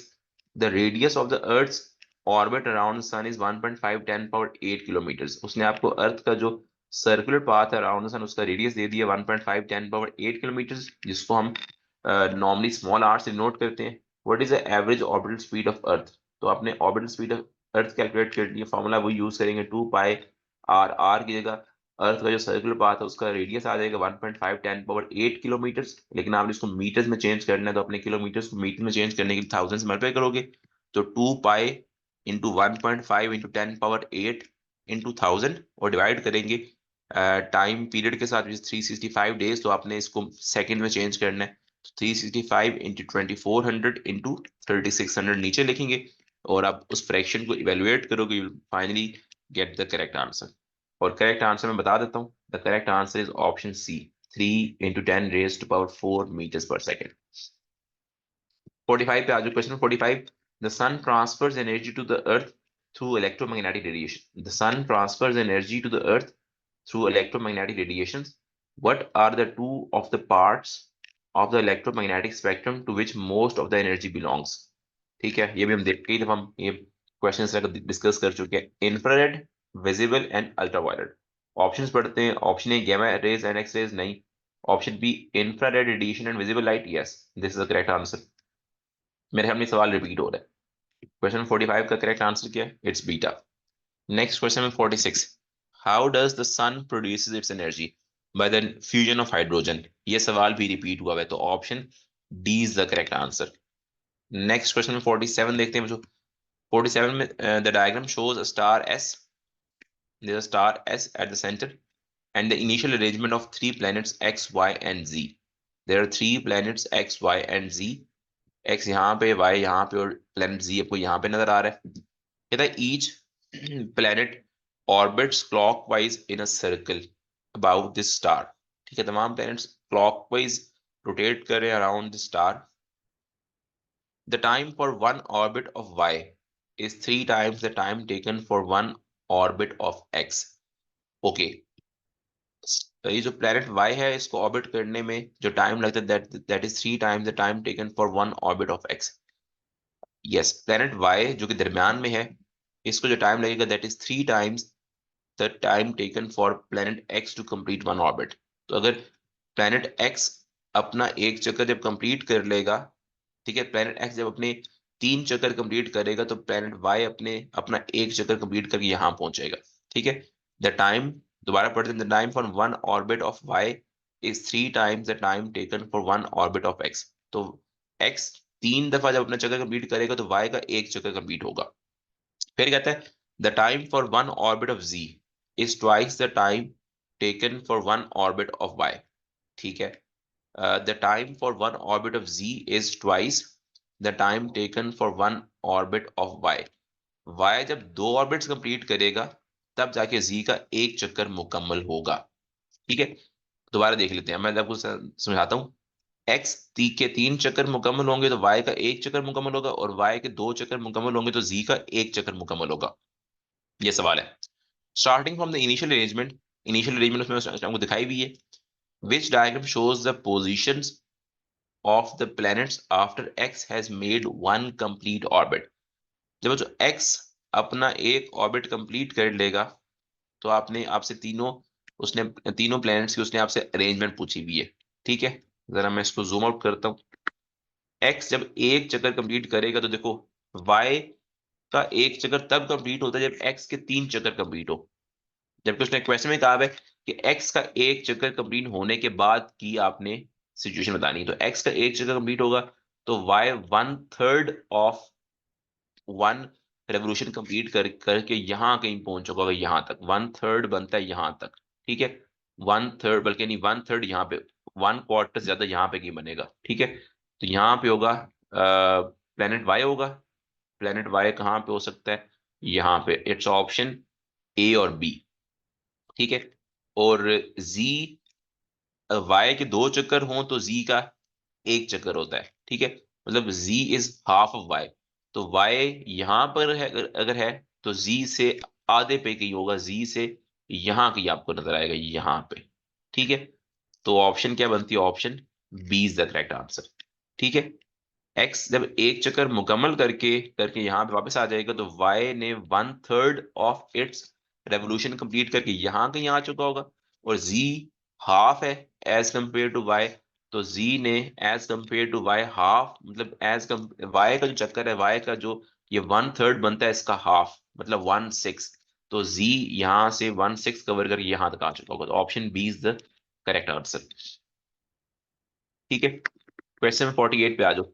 A planet orbits the sun with orbital period capital T. ठीक है, a planet orbits the sun with orbital period capital T. Capital T is the time taken for the planet to complete one orbit around the sun. The average radius of the orbit is small R. उसके जो radius, जो orbit है, जो circular orbit है, उसका radius उसने आपको small are से डिनोट किया हुआ है। तो what is the average orbital speed of the planet? Simple, आपसे उसने ऑर्बिटल स्पीड का फॉर्मूला पूछा हुआ है, 2πr ओवर टाइम पीरियड। तो option B is the correct answer. ठीक है बच्चों, तो 48 का आंसर क्या है? Option B is the correct answer. Next question number 48 पर नेक्स्ट नंबरिंग थोड़ी सी गलत हुई हुई है। That is question number 49। ठीक है, ये क्वेश्चन नंबर 49 बनता है, what is the first stage in the life cycle of star? सबसे पहले क्या बनता है? So initially a cloud of gas and dust होता है, जो कि which collapses under its force of gravity. ठीक है, और कोलैप्स जब करता है, that cloud of gas and dust जब कोलैप्स करता है तो फिर वो स्टार की फॉर्मेशन स्टार्ट होती है। तो what is the first stage in the life cycle of stars? That is a cloud of gas and dust. ठीक है, सुपरनोवा, रेड सुपर जायंट या ब्लैक होल, ये डेथ ऑफ स्टार के type पे होते हैं। ठीक है, तो ऑप्शन क्या है जो क्वेश्चन नंबर 18, जो यहाँ पे नंबरिंग 18 हुई हुई है, इसका correct answer is option B. ठीक है, आगे चलते हैं। नेक्स्ट क्वेश्चन नंबर 19, जो कि एक्चुअली क्वेश्चन नंबर 50 बनता है। What is the definition of red shift? हम कई दफा देख चुके हैं। देख लेते हैं। Light emitted by distant galaxies that is blue when it reaches the earth. नहीं। The light reaching the Earth that is red when it is emitted by distant galaxies. नहीं. The increase in observed wavelength of light from galaxies that are moving away from the Earth. Yes, option B is the correct answer.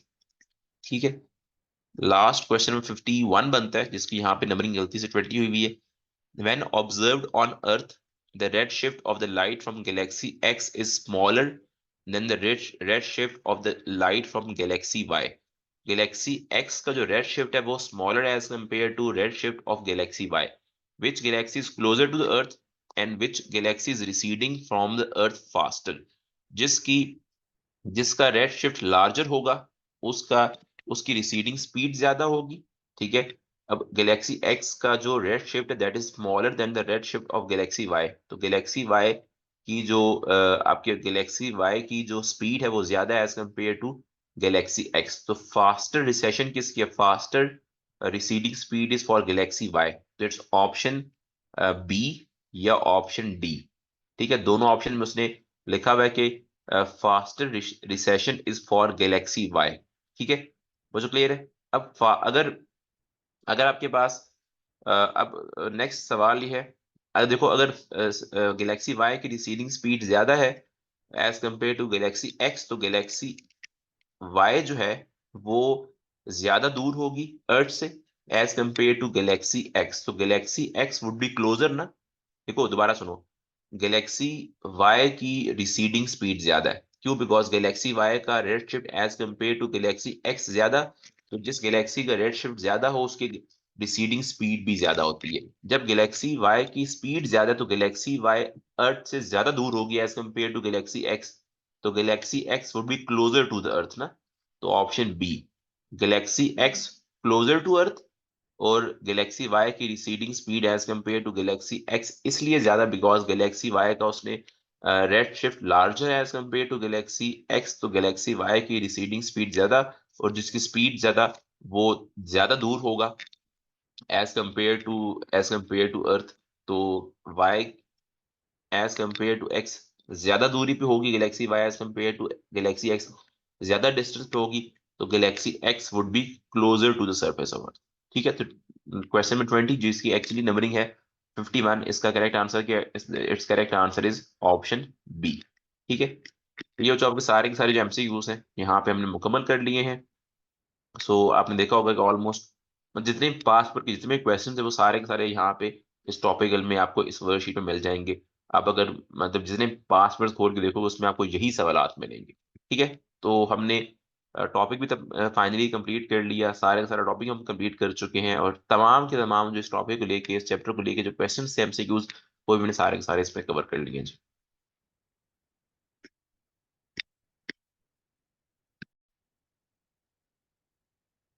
अस्सलाम वालेकुम बच्चों। जो theory के question है space physics के MCQs already हम कर चुके हैं। थ्योरी के जो क्वेश्चन हैं उनको आज देखते हैं इस लेक्चर में।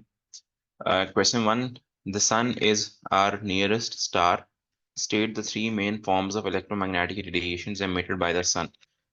सन बच्चों इलेक्ट्रोमैग्नेटिक फॉर्म में एनर्जी एमिट करता है, एनर्जी सन से अर्थ तक या सोलर सिस्टम में इलेक्ट्रोमैग्नेटिक वेव्स की फॉर्म में ट्रैवल करती है, and those electromagnetic waves belongs to three regions of electromagnetic spectrum. उनमें एक था इंफ्रारेड, एक है अल्ट्रावायलेट, और एक है visible region of electromagnetic spectrum. तो तीन जो main forms of electromagnetic radiation emitted by the sun are infrared, ultraviolet and visible. Second part देखते हैं, state the two main elements that are found in the sun. The one is hydrogen, second one is helium, and hydrogen के nuclei की nuclear fusion से helium nuclei produce होते हैं। ठीक है, B part पे आते हैं। State and explain what can be deduced from the red shift observed by astronomers in the light from all distant galaxies. अब ये बच्चों ये क्वेश्चन आपको नोट्स में मिल जाएगा। Light from all distant galaxies is observed and compared with the light on earth, और फिर observe ये किया गया कि wavelength of the observed light from all distant galaxies was longer than the wavelength of light on the earth's surface, and from this it was concluded that the distant galaxies are moving away from the surface of earth। ठीक है, तो ये इसका जवाब है, notes में भी आपको मिल जाएगा। और फिर further it also provides the red shift also provides the evidence that the universe is expanding and it also supports the Big Bang theory। अब ये भी लिख सकते हो इसके साथ। क्वेश्चन टू पे आते हैं बच्चों, describe and explain how a stable star is formed. ये बकायदा एक आपके नोट्स में पूरे का पूरा एफएक्यू लिखा हुआ है, तो वही एफएक्यू जो हमने नोट्स में देखा था उसी को आपने यहाँ पे उठा के दोबारा से लिखना है। ठीक है, क्वेश्चन टू ऑलरेडी हम नोट्स में कर चुके हैं। क्वेश्चन थ्री की तरफ आते हैं। Question three is the sun is a star in stable part of its life cycle. ठीक है, using ideas about forces explain how the sun remains stable in this part of its life cycle। कुछ ये भी सवाल notes में था। उसमें ये था कि मैंने देखा था कि जिसका मास है that collapses due to force of gravity, due to internal force of gravity, ये फोर्स ऑफ ग्रेविटेशनल फोर्स की वजह से द मास कोलैप्सेस, एंड ये जो इनवर्ड फोर्स ऑफ ग्रेविटी है इसको बैलेंस करने के लिए आउटवर्ड फोर्स जो कि as a result of nuclear fusion produce होती है, that outward force produced as a result of nuclear fusion balances the inward force of gravity। This is how the sun remains stable in this part of its life cycle. ठीक है, B part पे आते हैं, describe what happens to stars of similar mass to the sun at the end of the stable part of their life cycle. ये भी as इस question में देखा था कि जिन स्टार्स का मैस सन के मैस से मैच करता है, what happens to them at the end of the stable part of their life cycle. तो क्या होता है जी, पहले आपके पास जब आपके पास when the star runs out of hydrogen fuel, तो होता ही है कि आपके पास जो helium fuses into other elements, और that star expands to become a red giant, and red giant के बाद it shrinks and cools to become a white white dwarf. ठीक है, पहले ब्लैक डार्क फिर वाइट डार्क बन जाता है। तो इस तरह से this is how a stable star eight the end of its life cycle के साथ इस तरह से यूं ट्रांसफॉर्म होता है फाइनली वाइट डार्क में। सी बार देखते हैं इसी क्वेश्चन का। The orbital speed of earth around sun is 30 kilometre पर second. Use this value to calculate the distance of earth from the sun. ठीक है, ऑर्बिटल स्पीड उसने आपको दे दी है, इट इज 30 किलोमीटर पर second. The orbital speed of earth around sun is 30 kilometre पर second. Use this value to calculate the distance of earth from the sun. तो ऑर्बिटल स्पीड 30 किलोमीटर पर second, आपने ऑर्बिटल स्पीड का formula use करना है। तो 30 is equal to 2 pi R. R आपसे calculate करने को बोल रहे हो, डिवाइड करेंगे हम टाइम पीरियड से। टाइम पीरियड कितना होता है, इट इज 365 डेज, जिसको आपने सेकंड में कन्वर्ट करना है। तो ये भी सवाल बेसिकली FAQs में लिखा हुआ है। डी पार्ट पे आते हैं क्वेश्चन के। The light emitted by distant galaxies show various amounts of redshift. State the name of galaxy that contains our sun. State the name of galaxy that contains our sun. Our sun belongs to Milky Way galaxy. The answer is Milky Way. Second part, state what is meant by redshift and describe how it is caused. तो redshift ये भी question notes में लिखा है, what is meant by redshift and how it is caused। तो redshift क्यों cause होता है जी? redshift cause होता है because when a galaxy moves away from the surface of Earth, that is the cause of redshift. That is the cause of redshift. When a galaxy moves away from the surface of Earth, that is the cause of redshift। और होता क्या है, redshift is जो आपके पास जो light from distant galaxies is shifted towards longer wavelength, this is called redshift, and it is caused because of a wave movement of galaxy from the surface of Earth। आगे चलते third part पे आए थे। Third part में जो अपने notes में हमने देखा है, आपको उसने सन का गैलेक्सी पीक और गैलेक्सी क्यू का उसने स्पेक्ट्रम दिखा दिया। उसमें हम देख सकते हैं जो स्पेक्ट्रल लाइन है गैलेक्सी क्यू की, they're shifted towards the longer wavelength as compare to galaxy P. और इस क्वेश्चन ये कि state what figure 10.1 enables the astronomers to deduce about galaxy P and galaxy Q, explain the astronomers reasons in your answer। ये सवाल भी हम notes में देख चुके हैं। तो गैलेक्सी क्यू की spectral line as compare to galaxy P are shifted towards a longer wavelength here towards the red end of the spectrum, and so this shows कि galaxy Q का redshift as compared to galaxy P ज्यादा है ना।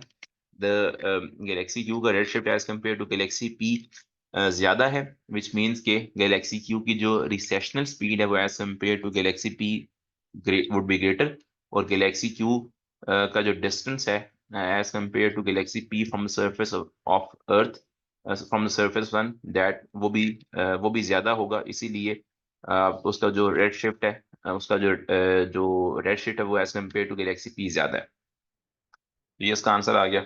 आगे चलते हैं question 4 की तरफ। Question 4 is state in order the names of the three planets closest to the sun. Three planets that are closest to the sun. ठीक है, और आपने साथ में तीन प्लैनेट्स बताने हैं which are furthest from the sun। So three planets that are closest to the sun are Mercury, Venus, and Earth, and the three planets that are furthest from the sun are वो जो आखिरी तीन हैं जो outer planets हैं उनमें से एक है Jupiter, Uranus Uranus Neptune, and कौन से थे, Jupiter, Saturn, Uranus, and Neptune। So Saturn, Uranus, and Neptune are the three planets that are furthest from the sun, and the three planets that are closest to the sun are Mercury, Venus, and Earth। ठीक है बच्चों, okay आगे चलते हैं।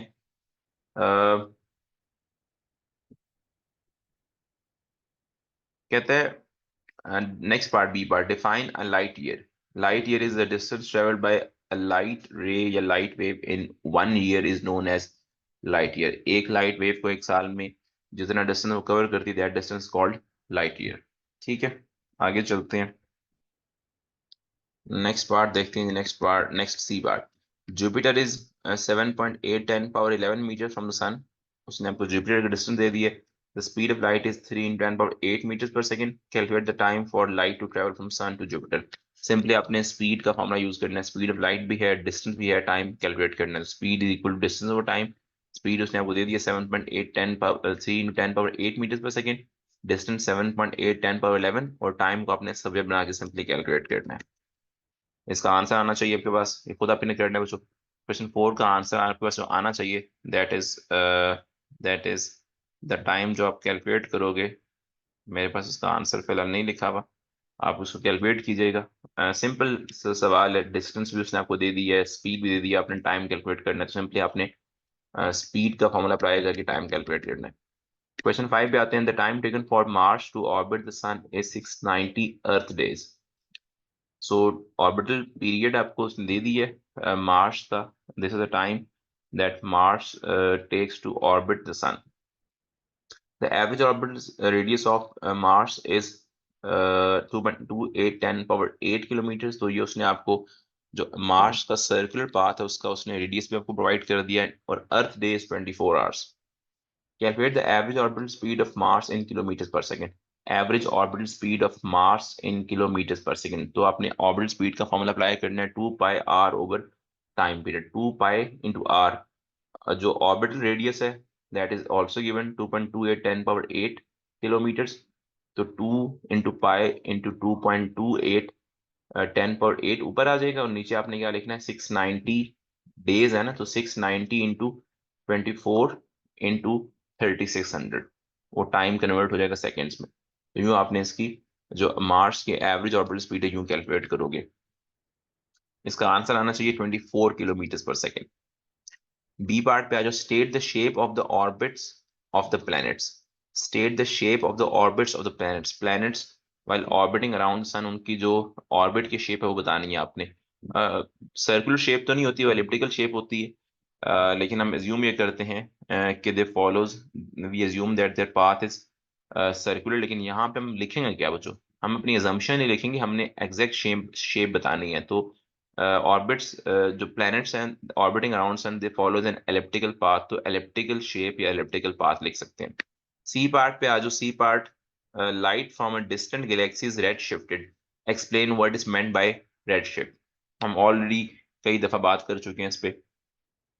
So, क्या redshift? The wavelength of the light emitted from distant galaxies observed on Earth is shifted towards the towards the red end. This phenomena is known as redshift. और C के second part में कहता है state the quantity that the redshift of a galaxy is used to calculate. किसी भी Galaxy की redshift calculate use करते हैं हम उसकी गैलेक्सी की रिसेशनल स्पीड कैलकुलेट कर सकते हैं।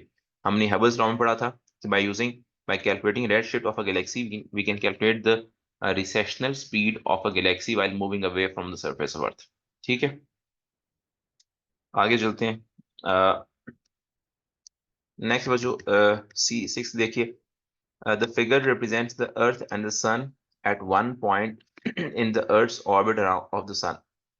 तो उसने आपको ये सन दिखा दी, यहाँ पे अर्थ है, अर्थ का ये टिल्टेड एक्सिस आ गया, और यहाँ से सनलाइट आ रही है। और जो अर्थ की जो साइड सन को फेस करेगी वहां पे डे टाइम होगा, एंड द अदर साइड जो कि सन से अवे है वहां पे नाइट टाइम होगा। कहता है explain the apparent daily motion of the sun across the sky. Explain the apparent daily motion of the sun across the sky. तो जब देखो आप अर्थ के सर्वे जब मौजूद हो, आपको लगता है कि सन ट्रेवल कर रहा है, sun across the sky, sky travel करते हुए नजर आता है, हालांकि ऐसा होता नहीं है। वो अपेरेंटली आपको लगता है कि सन इज सन का मोशन अक्रॉस द स्काई नजर आता है, हालांकि हालांकि होता ही है कि जो अर्थ है, अर्थ के स्पिन मोशन की वजह से, अर्थ के स्पिन और ऑर्बिटल मोशन की वजह से आपको सन अक्रॉस द स्काई ट्रेवल करता हुआ नजर आ रहा होता है। तो बेसिकली होता है कि अर्थ का जो स्पिन मोशन है about its own axis of rotation 24 hours in, जो 24 आवर्स में कंप्लीट होता है, उसकी वजह से जो सन का अपेरेंट मोशन है अक्रॉस स्काई वो आपको नजर आता है। तो आपने क्या लिखना है जी? Due to spin motion of earth about its axis of rotation, the daily the apparent motion of sun across the sky is is observed. ठीक है, सन ट्रेवल तो नहीं करता, सन का तो मोशन है ही नहीं, सन तो स्टैटिक है, और उसके गिर्द ऑर्बिट्स में डिफरेंट ऑर्बिट्स में प्लैनेट्स ऑर्बिट कर रहे होते हैं, और हर प्लैनेट जो है साथ में स्पिन भी कर रहा होता है। तो अर्थ के स्पिन मोशन की वजह से आपको सन का apparent motion across the sky नजर आता है। हालांकि ऐसा नहीं है कि सन मूव करता है, इट्स द अर्थ जो कि सन के गिर्द ऑर्बिट भी कर रही होती है, साथ में अपने एक्सिस की गिर्द स्पिन भी कर रही होती है। And because of spinning motion of earth about its own axis of rotation, आपको अपेरेंटली ये नजर आता है कि the sun is moving across the sky. तो ये इसका आंसर है। नेक्स्ट बी पार्ट देखते हैं। List the 4 planets closest to the sun in order of their distance from the sun, one is done for you। जो सन के करीबी जो 4 क्लोजेस्ट प्लैनेट्स हैं उनका आपने उनको अपने ऑर्डर में लिखना है। तो नंबर 1 पे मरकरी है, फिर वीनस है, अर्थ उसने ऑलरेडी लिखा है, थर्ड फोर्थ पे मार्स आ जाएगा। C part, the sun mostly consist of 2 elements, the state 2 elements, हम कई दफा बात कर चुके हैं, hydrogen helium are the 2 element जो कि सन में आपको मोस्टली तादाद में हाइड्रोजन और हीलियम एलिमेंट्स मिलते हैं। D part, the sun is a star in a galaxy, state the name of that galaxy. Sun हमारे सोलर सिस्टम में है, and our solar system belongs to Milky Way galaxy. तो हमने यहाँ पे क्या लिखना है, you are going to write down Milky Way galaxy. Question 7 पे आते हैं। क्वेश्चन 7 में आपको the figure shows the sun and the 4 inner most planets A B C and D of the solar system. ये सन और 4 inner most planets दिखा देंगे, A B C and D. आप बता सकते हैं ए कौन सा प्लैनेट है, बी कौन है, सी कौन है, डी कौन है। तो Mercury, Venus, earth and Mars. उसने आपसे टेबल कंप्लीट इनकम्प्लीट टेबल दे दी, उसको आपने कंप्लीट करना है। तो planet A is Mercury, planet B is Venus, C is earth and D is Mars. तो जो डी पार्ट बी पार्ट पे आते हैं, describe how the 4 inner most planets of the solar system were formed. तो हम देख चुके हैं, अगर आप नोट्स निकाल के देखो तो नोट्स में आपको इसका जवाब भी मिल जाएगा। ठीक है, आगे चलते हैं। क्वेश्चन नंबर 8 पे आते हैं। Question number 8 is the figure represents part of the solar system. The figure represents part of the solar system, के सामने एक सोलर सिस्टम तो उसमें पार्ट दिखाया हुआ है। State the name of planet A and B. Planet A, this is the planet A जो कि सन के करीबी है, तो ये मरकरी है। प्लैनेट बी कौन सा है, प्लैनेट बी उसने यहाँ पे कहीं दिखाया, ये प्लैनेट बी। ठीक है, सबसे पहले प्लैनेट आपके पास मरकरी आ गया, फिर वीनस आ गया, फिर थर्ड जो आपको पाथ नजर आ रही है अर्थ है, और फिर प्लैनेट बी। अर्थ के बाद जो प्लैनेट आता है दैट इज मार्स। तो planet B is Mars. Second part पे आते हैं। सेकेंड पार्ट कहता है on figure draw an x to represent a moon of Jupiter, draw a line to show how this moon moves. Jupiter का आपने moon दिखाना है। मतलब मून क्या होता है, मून इज एन ऑब्जेक्ट जो कि किसी प्लेनेट के गिर्द सर्कुलर पाथ मूव कर रहा होता है। तो अपने जुपिटर का एक मून को एक्स से रिप्रेजेंट करना है, और वो जुपिटर का जो मून है वो जुपिटर के गिर्द इस तरह से सर्कुलर पाथ में ऑर्बिट कर रहा होगा। तो इस तरह से आपने एक्स पॉइंट, मतलब एक जुपिटर के मून को एक्स से डिनोट करते हुए, रिप्रेजेंट करते हुए, अपने जुपिटर के अराउंड इस तरह से सर्कुलर या ओवल शेप या एलिप्टिकल पाथ ड्रॉ करना है। और जुपिटर के करीब सर्कुलर या एलिप्टिकल पाथ में जो इसका मून है वो ऑर्बिट कर रहा होगा। आगे चलते हैं। State 2 ways in which the 4 planets nearest to the sun are different from the 4 planets furthest away from the sun। तो जो 4 inner planets are solid and rocky planets, जबकि जो 4 outer planets है they are gaseous planets। तो ये फर्क है, दो डिफरेंसेस है ना। एक, the 4 inner planets are have a solid rocky layered structure, जबकि 4 outer planets are basically gaseous planets. और भी काफी सारे कॉमन और डिफरेंसेस थे, हम देख चुके हैं नोट्स में। फोर्थ पार्ट देखो, complete the following sentences. The galaxy that includes the solar system is called Milky Way. ठीक है, तो ऑप्शन मिल्की वे। द और नेक्स्ट देखिए, the dash includes billions of galaxies. The universe includes billions of galaxies. Universe is a collection of billions of galaxies. ठीक है, B part पे आ जाओ। बी पार्ट देखिए, the distance between the sun and earth is 1.5 10 power 11 metre. सन और अर्थ के बीच का उसने आपको डिस्टेंस दे दी है, और ये जो फासला है ये अर्थ का जो सर्कुलर पाथ है व्हाइल ऑर्बिटिंग अराउंड सन, ये उस सर्कुलर पाथ के रेडियस भी होगा। The speed of an electromagnetic wave is 3.0 10 power 8 metre per second. Electromagnetic wave की स्पीड दे दी उसने 3.0 10 power 8 metre per second.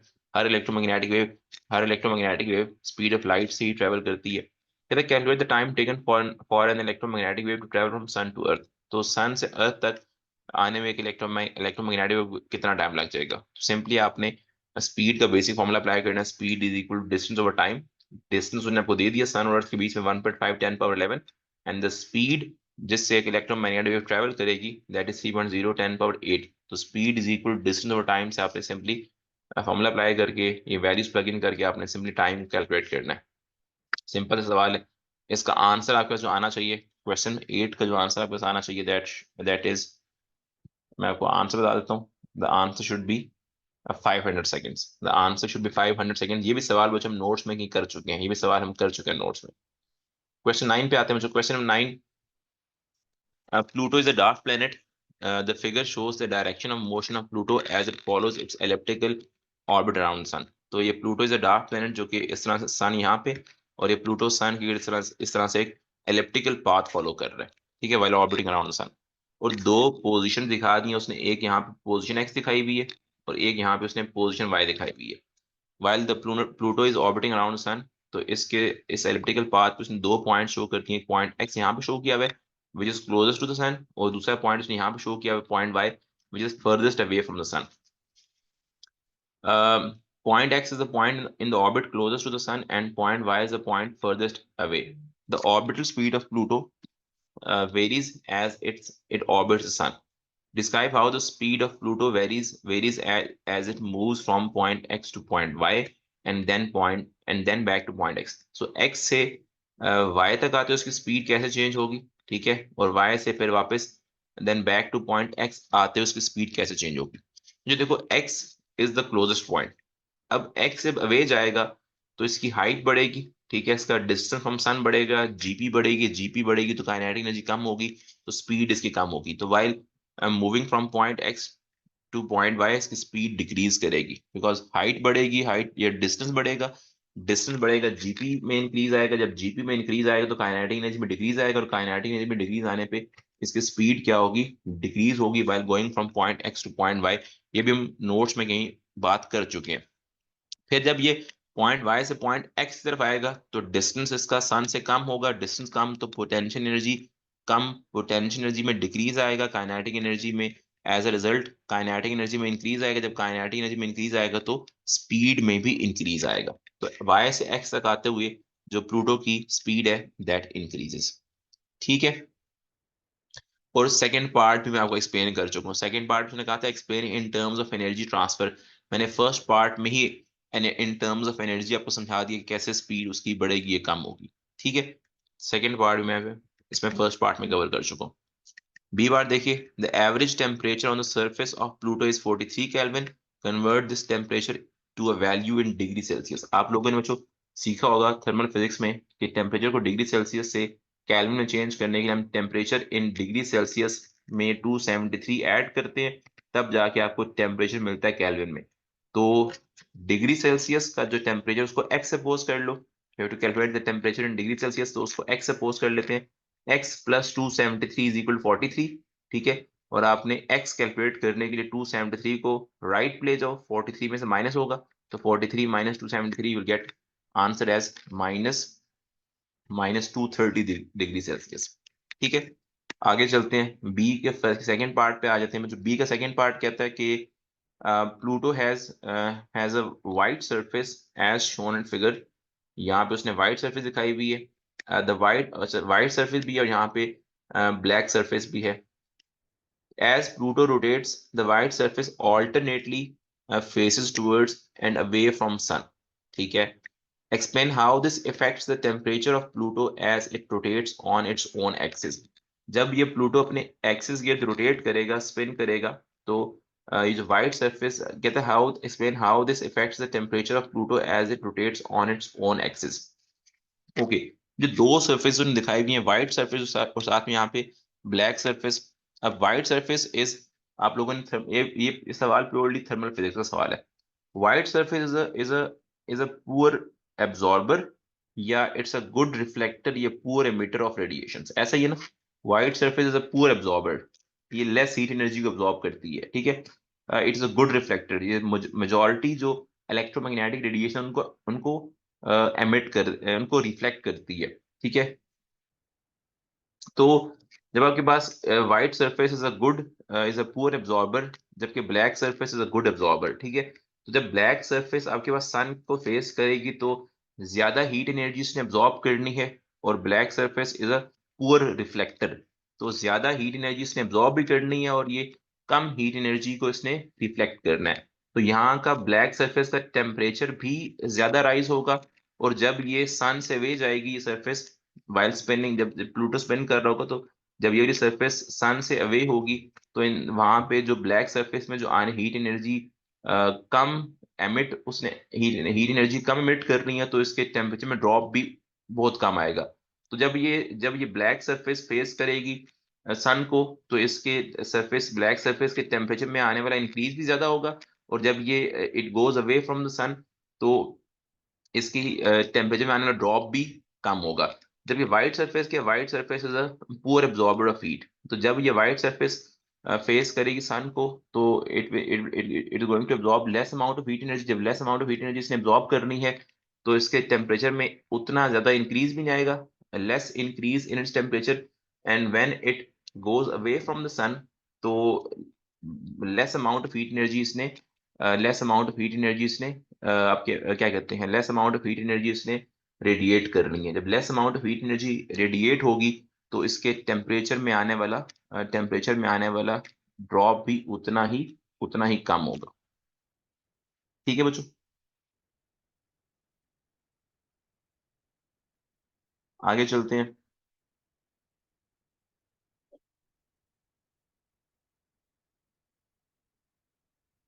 Question number 10 पे आ जाओ बच्चों। क्वेश्चन नंबर 10 देखते हैं। क्वेश्चन नंबर 10 में state the equation that defines the average orbital speed of a planet, state the meaning of any symbols you use. Orbital speed का अपने formula की इक्वेशन लिखनी है। v is equal to pi are over time period, उसमें r is the orbital radius of the planet, and नीचे जो capital T है that is orbital period of the planet. Question number 10 के B part पे आते हैं। कहते हैं suggest why countries that are a significant distance from equator experience significant temperature variation throughout the year. Why countries that are significant distance from equator experiences significant temperature variation throughout the year? ये सवाल है। तो क्यों ऐसा होता है जी? जो countries equator से ज्यादा डिस्टेंस पे हैं, that are present at a significant distance, उनका जो वहाँ पे जो टेम्परेचर वेरिएशन आपको थ्रू आउट द ईयर, वो significant temperature variation throughout the year देखने को मिलती है। क्यों होता है ऐसा? Let's see. तो जो होता है देखो,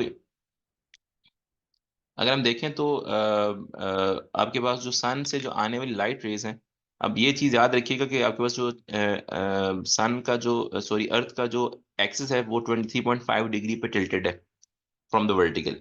ठीक है। तो जो सन से आने वाली इलेक्ट्रोमैग्नेटिक रेज हैं, दे स्ट्राइक द कंट्रीज, या they strike those areas at different angles.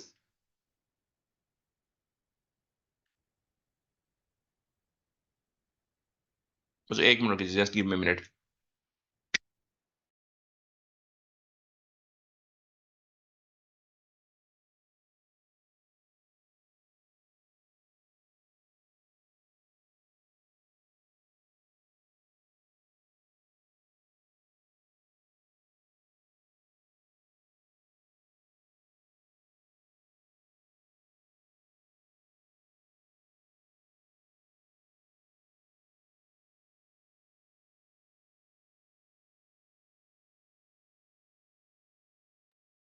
जी बच्चों, आवाज आ रही है सबको? ठीक है।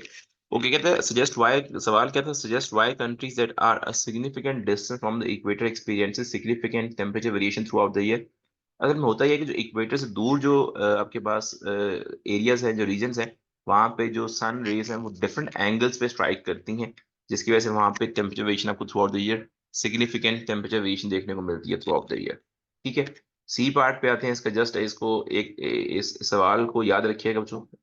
ये उसने कोई एक बड़ा रेयर सवाल है जो उसने पूछा, तो आपने इस सवाल को याद रखें। It's an important question.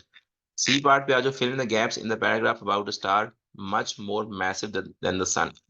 Fill in the gaps in the paragraph about a star much more massive than the sun. ठीक है।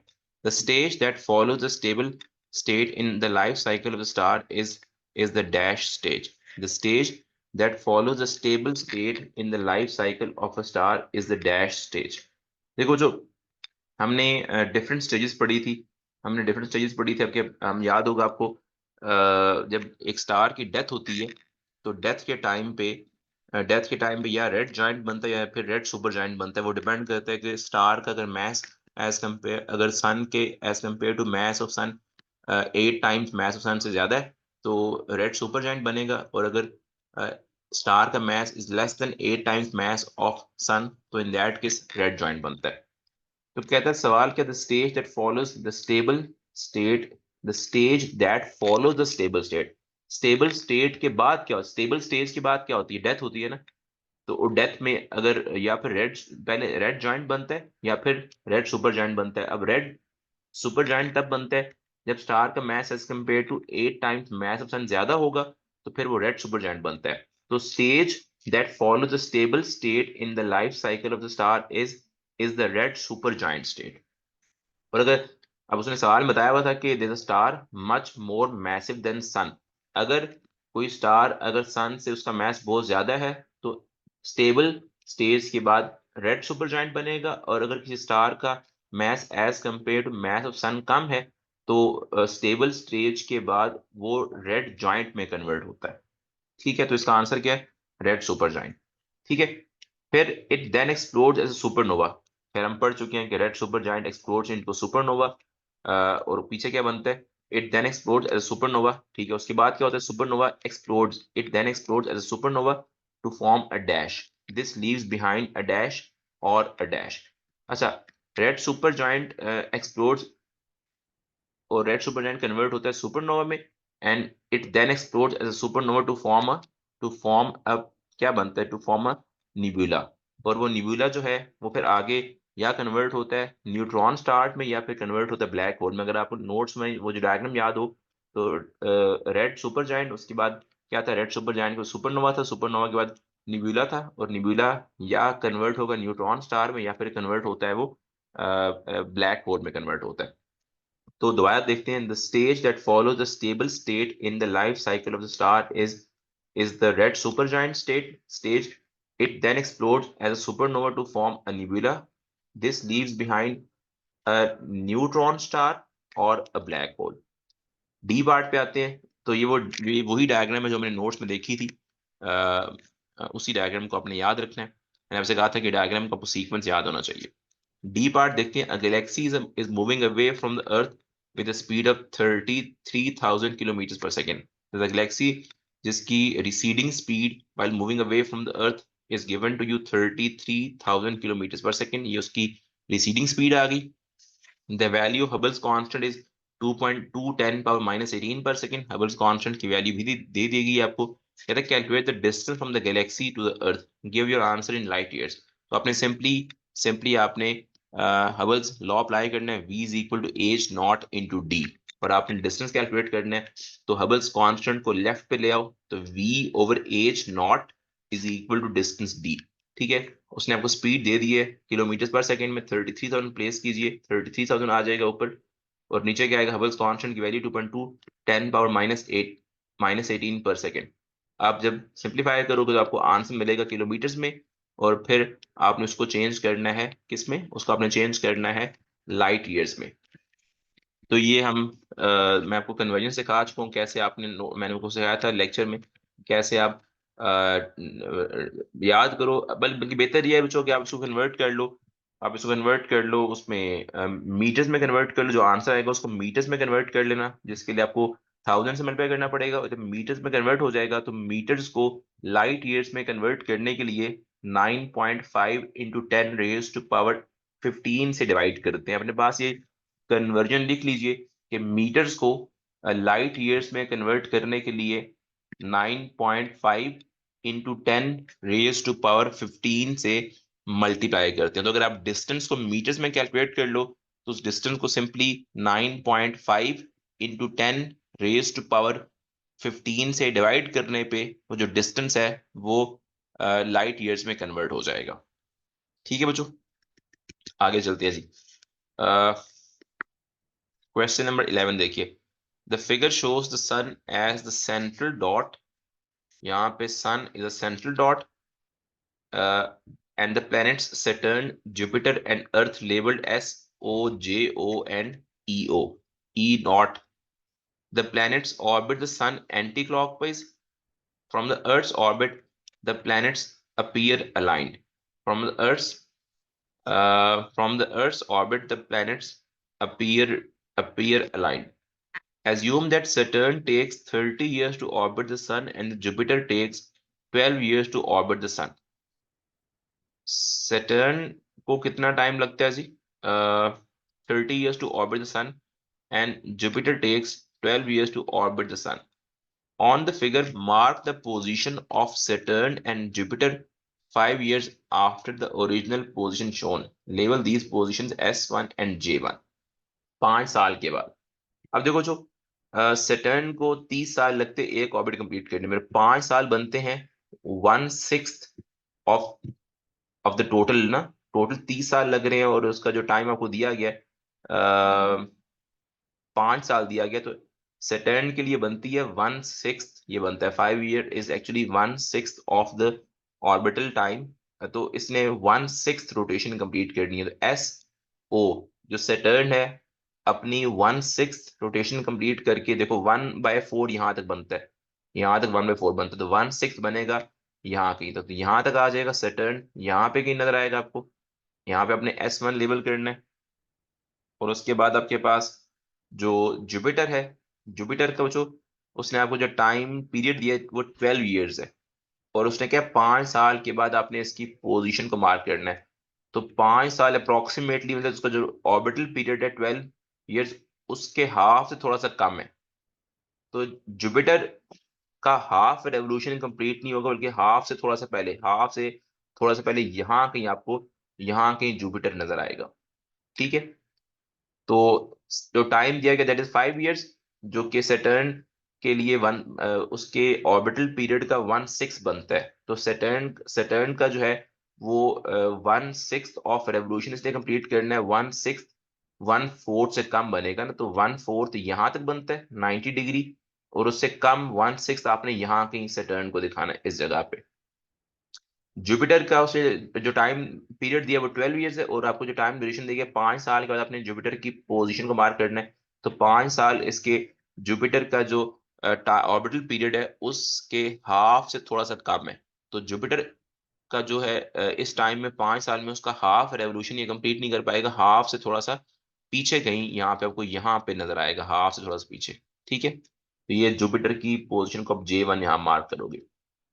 आगे चलते हैं बी का फर्स्ट पार्ट। कहता है on the figure mark the positions of Saturn and Jupiter 20 years after the original positions shown in figure 9.1 and label these positions as S2 and J2।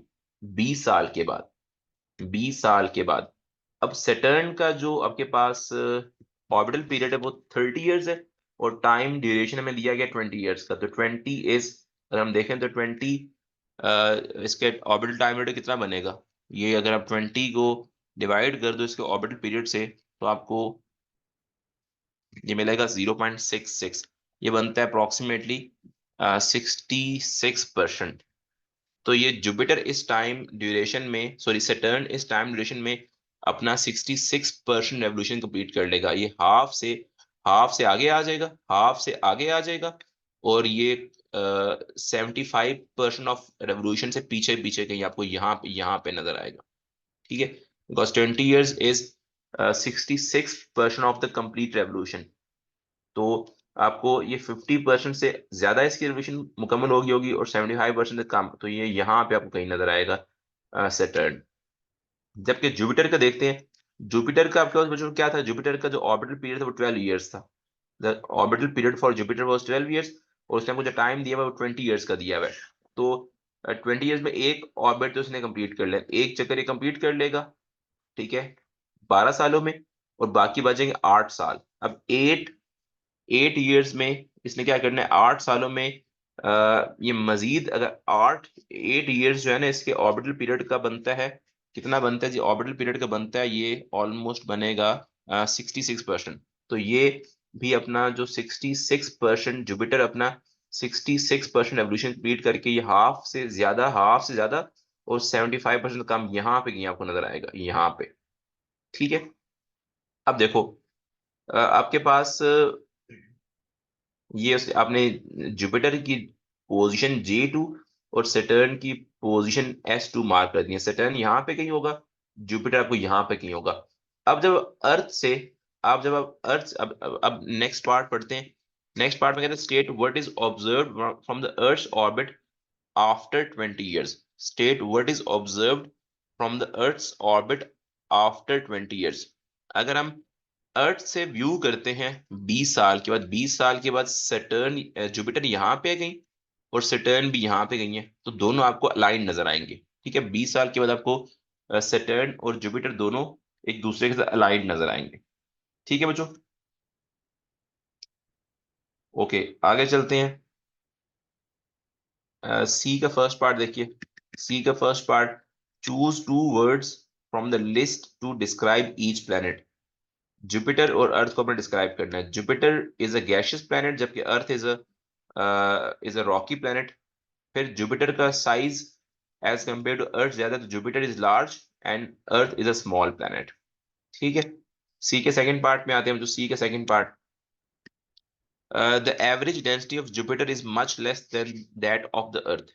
The average density of Jupiter is much less than that of Earth. क्यों? हालांकि Jupiter का size as compare to earth ज्यादा है, लेकिन उसका mess बहुत कम है। Mess कम होने की वजह से इसकी डेंसिटी कम है। The gravitational field strength at the surface of Jupiter is greater than that at the surface of the Earth. ठीक है।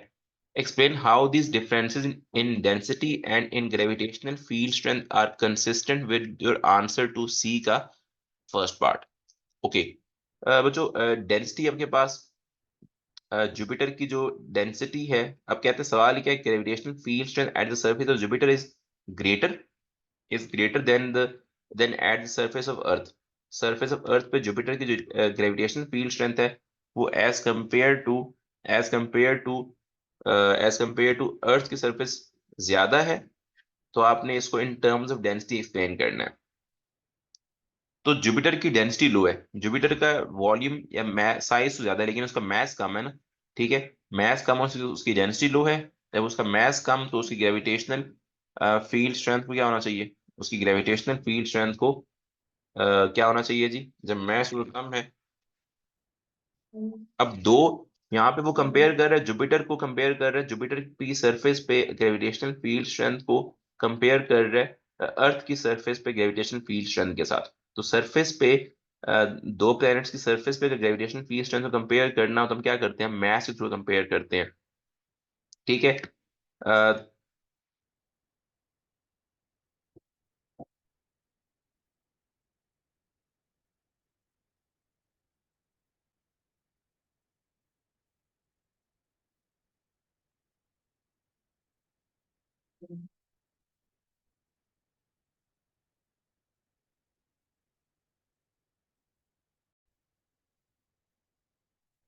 तो next is question number 12। Question 12 का ये part, show that 1 light year is equal to 9.5 into 10 raised power 15 metres. ये हम notes में भी देख चुके हैं। 1 light year is the distance covered by a light wave in 365 days। तो speed is equal to, speed का फार्मूला, बेसिक फार्मूला यूज करेंगे, and speed 3 into 10 power 8 meters per second, multiply by time is 365 days in, वो second में convert करने के लिए आप 24 से मल्टीप्लाई करके फर्दर 3600 से मल्टीप्लाई करोगे, तो you will get the distance as 9.5 into 10 raised to power 15 meters।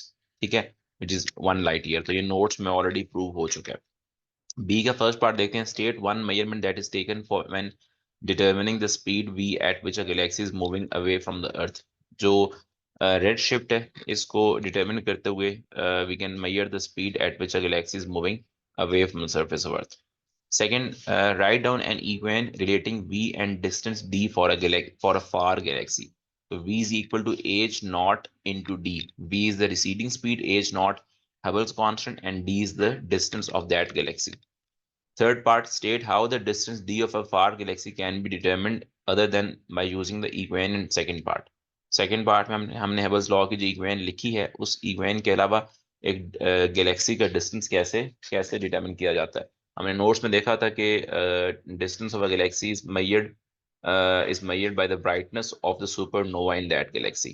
तो by determining the brightness of supernova in that galaxy can measure the distance of a galaxy from the surface of Earth। ठीक है।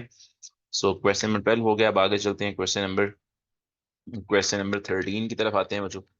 Question number 13 is question number 13 की तरफ आते हैं। Question 13 is astronomical distances are measured in light years. What is meant by a light year? Light year is the distance covered by light radiation या light wave in 1 year. Second part, the sun is one star in the Milky Way galaxy. State the approximate diameter of the Milky Way galaxy. Milky Way galaxy का diameter हमने notes में देखा था, it is 100,000 light years. B part, there are several stages in the life cycle of a star. First part, complete the figure to show the stages that a massive star goes massive star. That means कि इसका ये जब इसकी death के time पे ये convert होगा red super giant में कन्वर्ट होगा, फिर आगे सुपरनोवा बनेगा, और उसके बाद फिर आगे उसने आगे फिर फाइनली या वो ब्लैक होल में कन्वर्ट होगा या न्यूट्रॉन स्टार में कन्वर्ट होगा। तो complete the figure to show the stages that a massive star goes through after it has used up most of the hydrogen at the center of the sun। ठीक है। जब most of the hydrogen use हो जाएगी तो उसकी जो star है वो अपनी डेथ की तरफ जाएगा, डेथ स्टेज की तरफ जाएगा। कहता है use words from the following list. जो आपको वर्ड्स देंगे इनको यूज करते हो आपने ये एक इनकम्प्लीट सा चार्ट है, इसको कंप्लीट करना है। Massive star much larger than sun, तो जब वो डेथ होती है तो वो कन्वर्ट होता है रेड सुपर जायंट में। रेड सुपर जायंट फर्दर किस में कन्वर्ट होता है? जो red super giant converts into it explodes into supernova, और फिर सुपरनोवा आगे कन्वर्ट होता है किसमें? निबुला में, और निबुला फर्दर आगे कन्वर्ट होता है या न्यूट्रॉन स्टार में या ब्लैक होल में। ऐसे ही था, हम देख चुके हैं। मैंने आपको जो डायग्राम दिखाई थी, मैंने आपसे कहा था कि उसको अपने याद रखना है। तो रेड सुपर जाइंट कन्वर्ट होगा इनटू अ सुपरनोवा, और सॉरी सुपरनोवा के बाद बच्चों या तो बनेगा आपके पास न्यूट्रॉन स्टार बनेगा, ठीक है, एंड या फिर एक ब्लैक होल बनेगा। तो इस तरह से आपके पास ये यहाँ पे आप क्या लिखोगे, यहाँ red super giant convert changes into a neutron star, और न्यूट्रॉन स्टार फिर सॉरी सुपरनोवा में कन्वर्ट होता है, और सुपरनोवा फिर आगे या कन्वर्ट होता है न्यूट्रॉन स्टार में या फिर वो ब्लैक होल में कन्वर्ट होता है। ठीक है। तो ये आपको इसका आंसर आ जाएगा। आगे चलते हैं, नेक्स्ट क्वेश्चन की तरफ आते हैं जी। बल्कि एक मिनट रुको बच्चों, ये क्वेश्चन नंबर 12 था। यस, आगे चलते हैं बच्चों। ये क्वेश्चन नंबर 12 नहीं, question number it was question number 13। Okay.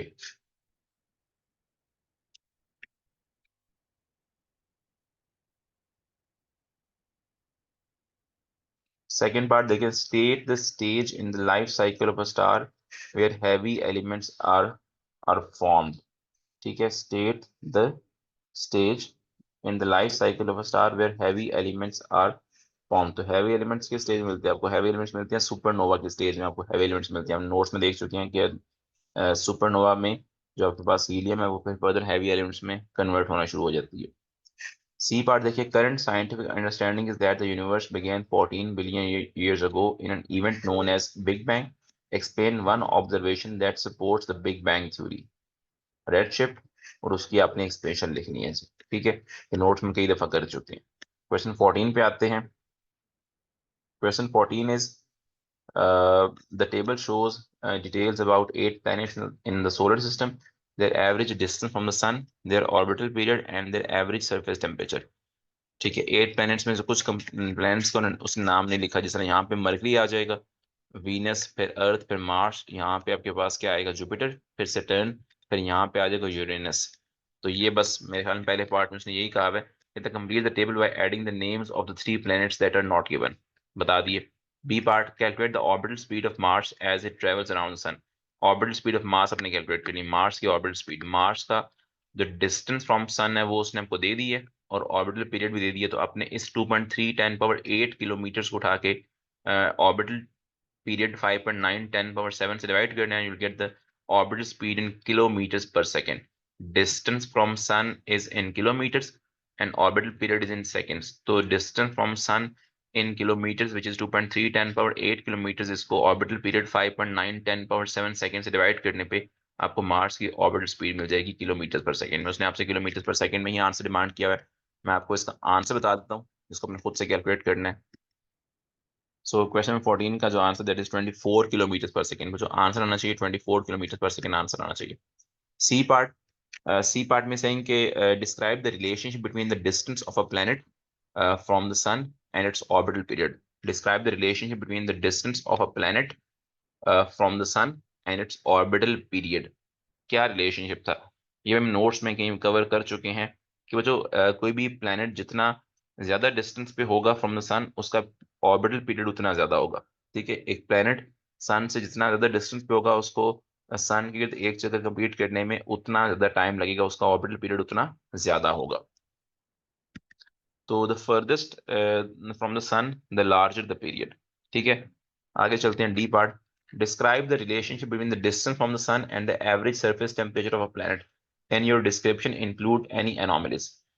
Okay, describe the relationship between the distance from the sun and the average surface temperature of planet. कोई प्लैनेट सन से जितना ज्यादा डिस्टेंस पे होगा, उसका सरफेस टेम्परेचर उतना उतना कम होगा। ठीक है, further from the sun the cooler the planet. और आपके पास कुछ आपके पास एनोमली भी है, except for Venus. Venus is hotter than Mercury because of its greenhouse effect. या आपके पास जो हमने कई नोट्स में बात की थी कि Venus is hotter than mercury. Venus हालांकि दूर है एज कंपेयर टू मरकरी, लेकिन वीनस हॉटर क्यों? बिकॉज उसका जो एटमॉस्फेयर है वो थिक है। उसका एटमॉस्फेयर थिक है तो हीट एनर्जी को ट्रैप करेगा, तो ग्रीन हाउस इफेक्ट की वजह से आपके पास जो वीनस है वो as compare to Mercury hotter है। हालांकि वीनस है दूर एज कंपेयर टू मरकरी, लेकिन वीनस हॉटर होने की वजह क्या है? उसका एटमॉस्फेयर थिक है, तो वो ग्रीन हाउस इफेक्ट की वजह से हीट एनर्जी को ट्रैप करेगा, और वो एज कंपेयर टू मरकरी उसका surface temperature as compare to Mercury ज्यादा है। Okay, question 15।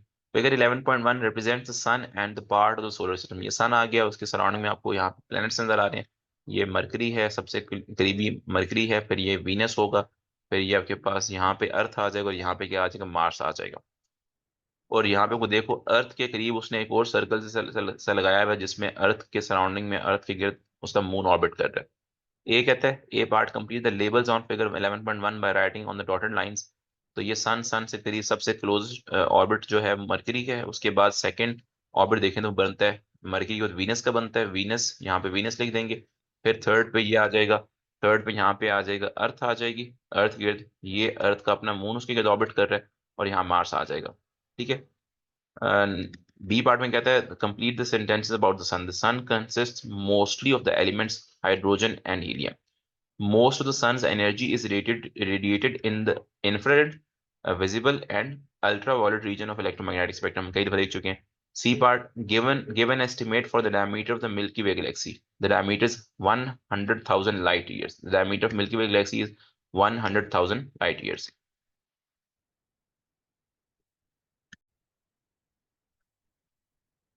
So next is question number 16. There are 8 planets in our solar system. The table 12.1 shows the names of some of the planets in order of distance from the sun. उसने कुछ planets को order में लिखा हुआ है, in increasing order, in increasing distance from sun के order में उसने कुछ planets लिखे हुए हैं। यहाँ पे मरकरी, यहाँ वीनस, यहाँ पे अर्थ, यहाँ Mars, Jupiter, Saturn, Uranus and Neptune. ये क्या था? कंप्लीट टेबल 12.1 मैंने कंप्लीट कर दी है। B part, the planets in table 12.1 orbit the sun. ठीक है, state the names of the two other types of natural objects that orbit the sun. कहते the planets in table 12.1 orbit the sun. State the names of two other types of natural objects that orbit the sun. आपके पास इन planets के अलावा और क्या क्या orbit करता है? कॉमेट्स ऑर्बिट करते हैं अराउंड द सन, हम देख चुके हैं। कॉमेट्स और comets are solar bodies that also orbits around the sun. ठीक है, इसके अलावा और क्या था? और भी मैंने कुछ देखा था, कुछ याद है किसी को जी? यस, एस्ट्रॉइड्स भी होते हैं, फिर उसके बाद जो कुछ मून्स हैं वो भी ऑर्बिट कर रहे होते हैं। जो डार्क प्लैनेट्स हैं जिसमें प्लूटो आ जाता है, वो भी ऑर्बिट कर रहे होते हैं। तो कहता है state the name of the two other two other type of natural objects or that orbit the sun. तो कॉमेट्स हैं, ठीक है, एस्ट्रॉइड्स हैं जो कि एस्ट्रॉइड बेल्ट में ऑर्बिट कर रहे होते हैं, कॉमेट्स हैं, एस्ट्रॉइड्स हैं, फिर प्लूटो है जो डार्क प्लेनेट है। तो आप प्लूटो की बजाय डार्क प्लेनेट देखो, dark planet also orbits around the sun. C part पे आते हैं, complete the sentences to describe Mercury and Jupiter, use words from the list. ये ऑलरेडी हम सवाल देख भी चुके हैं। मरकरी इज लार्ज, नहीं, Mercury is small and rocky, जबकि Jupiter is large and gaseous planet. आगे चलते हैं जी, नेक्स्ट क्वेश्चन आ जाएगा, question number 17। Question number 17, figure 11.1 represents the earth in orbit around the sun. Earth sun के orbit कर रही है और जो डिस्टेंस दिया गया उसका दैट इज 1.5 10 पावर 11। तो ये जो अर्थ का ये जो सर्कुलर पाथ, एलिप्टिकल पाथ है लेकिन हम इसको सर्कुलर ज्यूम करते हैं, अर्थ के सर्कुलर पाथ का जो रेडियस है दैट इज 1.5 10 पावर 11 मीटर्स। और अर्थ को जो टाइम लगता है सन की एक ऑर्बिट कंप्लीट करने में दैट इज 24 आवर्स। ए का first part, state the name of the force that keeps the earth in orbit around sun. अब हाँ, अब ये एक डिफरेंट सवाल है कि कौन सी वो फोर्स है जो कि अर्थ को सन के सर्कुलर पाथ में मूव करने पे मजबूर करती है। That is gravitational pull. That gravitational pull of sun on the earth is that force जो कि सेंट्रीपिटल का रोल प्ले करके अर्थ को सन के ऑर्बिट करने पे मजबूर करती है। So the answer is force of gravity. Force of gravity on the sun, of sun on the earth is responsible for the circular motion of earth around the sun. Second part, state the time taken by the earth to complete one orbit of the sun. Include the unit. Time कितना लगता है अर्थ को sun के देगा orbit complete करने में 24 hours. Third part, state the time taken by the earth to rotate once on its axis. Include the unit. अर्थ को अपने एक्सिस गिर्द एक रोटेशन कंप्लीट करने में 24 आवर्स लगते हैं, तो यहाँ पे 24 आवर्स आ जाएगा। Fourth part, the sun consist mainly of two gases. State the names of the two gases, hydrogen and helium. हम कई दफा देख चुके हैं ऐसा एक question, hydrogen and helium are the two gases जो कि आपको जो कि सन में आपको मोस्टली मिलती हैं। बी का first part, most of the radiation of the sun consist of visible light and two other regions of electromagnetic spectrum. State the name of one of the other two regions. One of the other two reasons, एक उसने reason बता दिया visible light का और बाकी दो reason है, एक इंफ्रारेड है और एक अल्ट्रावायलेट। तो आप चाहे यहाँ पे इंफ्रारेड लिख दो, infrared region of electromagnetic spectrum, या ultraviolet region of electromagnetic spectrum, दोनों में से कोई भी लिख सकते हो। सेकंड पार्ट पे आते हैं, बी का सेकंड पार्ट। B का second part, the speed of visible light is 3.010 power 8 meters per second. Calculate the time taken for visible light to travel from sun to the earth when the earth is in the position shown at figure 11.1. ठीक है, उसने आपको diagram में अर्थ की position दिखा दी है। अर्थ का फासला सन से कितना है, 1.5 10 पावर 11 मीटर्स। तो सन से अर्थ की सरफेस तक लाइट वेव को आने में जो टाइम लगेगा वो अपने टाइम कैलकुलेट करना। Distance is 1.5 10 power 11। यहाँ से जो लाइट रे या लाइट वेव को सरफेस ऑफ अर्थ तक आने में जो डिस्टेंस कवर करना है दैट इज 1.5 10 पावर 11 मीटर्स, और जिस स्पीड से लाइट वेव आना है that speed is 3.010 power 8 meters per second. तो अपने सिंपली स्पीड का फॉर्मूला अप्लाई करके टाइम कैलकुलेट करना है। क्वेश्चन में 18 पे आ जाते हैं। 18, the Milky Way is one of many billions of galaxies. Each galaxy contains many billions of stable stars. Stable stars transfer energy into space by emitting electromagnetic radiation from their surfaces. Describe what happens in the core of a stable star to release energy that is eventually transferred into the space.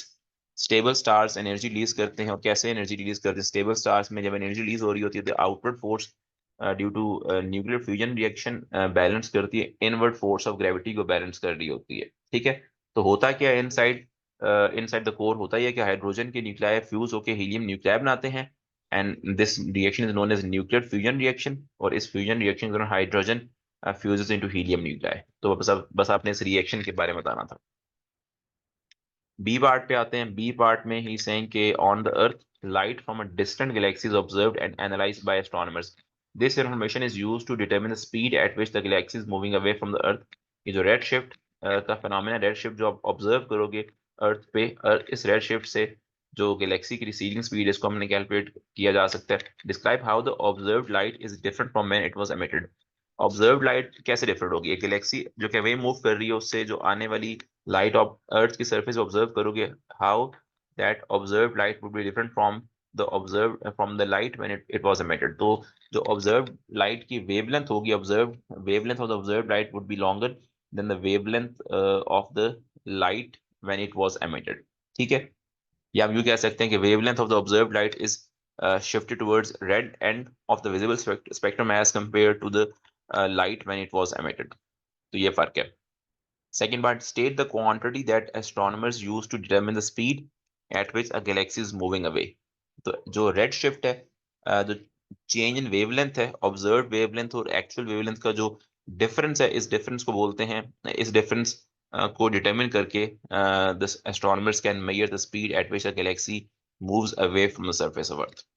ठीक है बच्चों, C C part पे आते हैं। C part is Hubble's constant H naught is equal to 2.2 10 power minus 18 per second. उसने हबल्स constant की value दे दी है। कहते हैं calculate the distance from the earth of a galaxy that is moving away at a speed of 1.3 10 power 7 meter per second. Speed दे दी है galaxy की, डिस्टेंस कैलकुलेट करना है, हबल्स कांस्टेंट की वैल्यू भी दे दी है। सिंपली आपने हबल्स लॉ अप्लाई करना है, v is equal to H naught into D. आपने डिस्टेंस को बनाना है सब्जेक्ट, स्पीड की वैल्यू प्लग इन करो 1.3 10 power 7 meter per second, Hubble's constant की वैल्यू प्लेस कीजिए, आपको डिस्टेंस मिल जाएगा। Second part, calculate an estimate for the age of the universe, give your answer in years. तो जो हबल्स कांस्टेंट की वैल्यू का जो रेसिप्रोकल है that provides age of the universe. हमने इसको नोट्स में देखा था कि अगर हबल्स कांस्टेंट की वैल्यू का आपको यहाँ पे जो हबल्स कांस्टेंट की वैल्यू दे दी है ना 2.2 10 पावर माइनस 18, इसको उल्टा कर दो, 1 ओवर हबल्स कांस्टेंट की value is equal to age of universe. तो 1 divided by 2.2 10 power minus 18 is equal to age of universe, और आपको एज ऑफ यूनिवर्स मिल जाएगी 14 बिलियन ईयर्स मिल जाएगी। ठीक है, ये भी हम नोट्स में देख चुके हैं सवाल को। क्वेश्चन 19 पे आते हैं बच्चों। Table 9.1 gives information about 3 planets in solar system, earth, Jupiter और तीसरा पता नहीं कौन सा प्लैनेट है। ठीक है, उसको उसने नाम एक्स दिया हुआ है, और तीनों के बारे में उसने आपको देख क्या प्रोवाइड कर दिया। अर्थ का distance is 149.6 kilometre, 10 power 6 kilometre from from sun. Jupiter का डिस्टेंस कितना है, 778.6 किलोमीटर।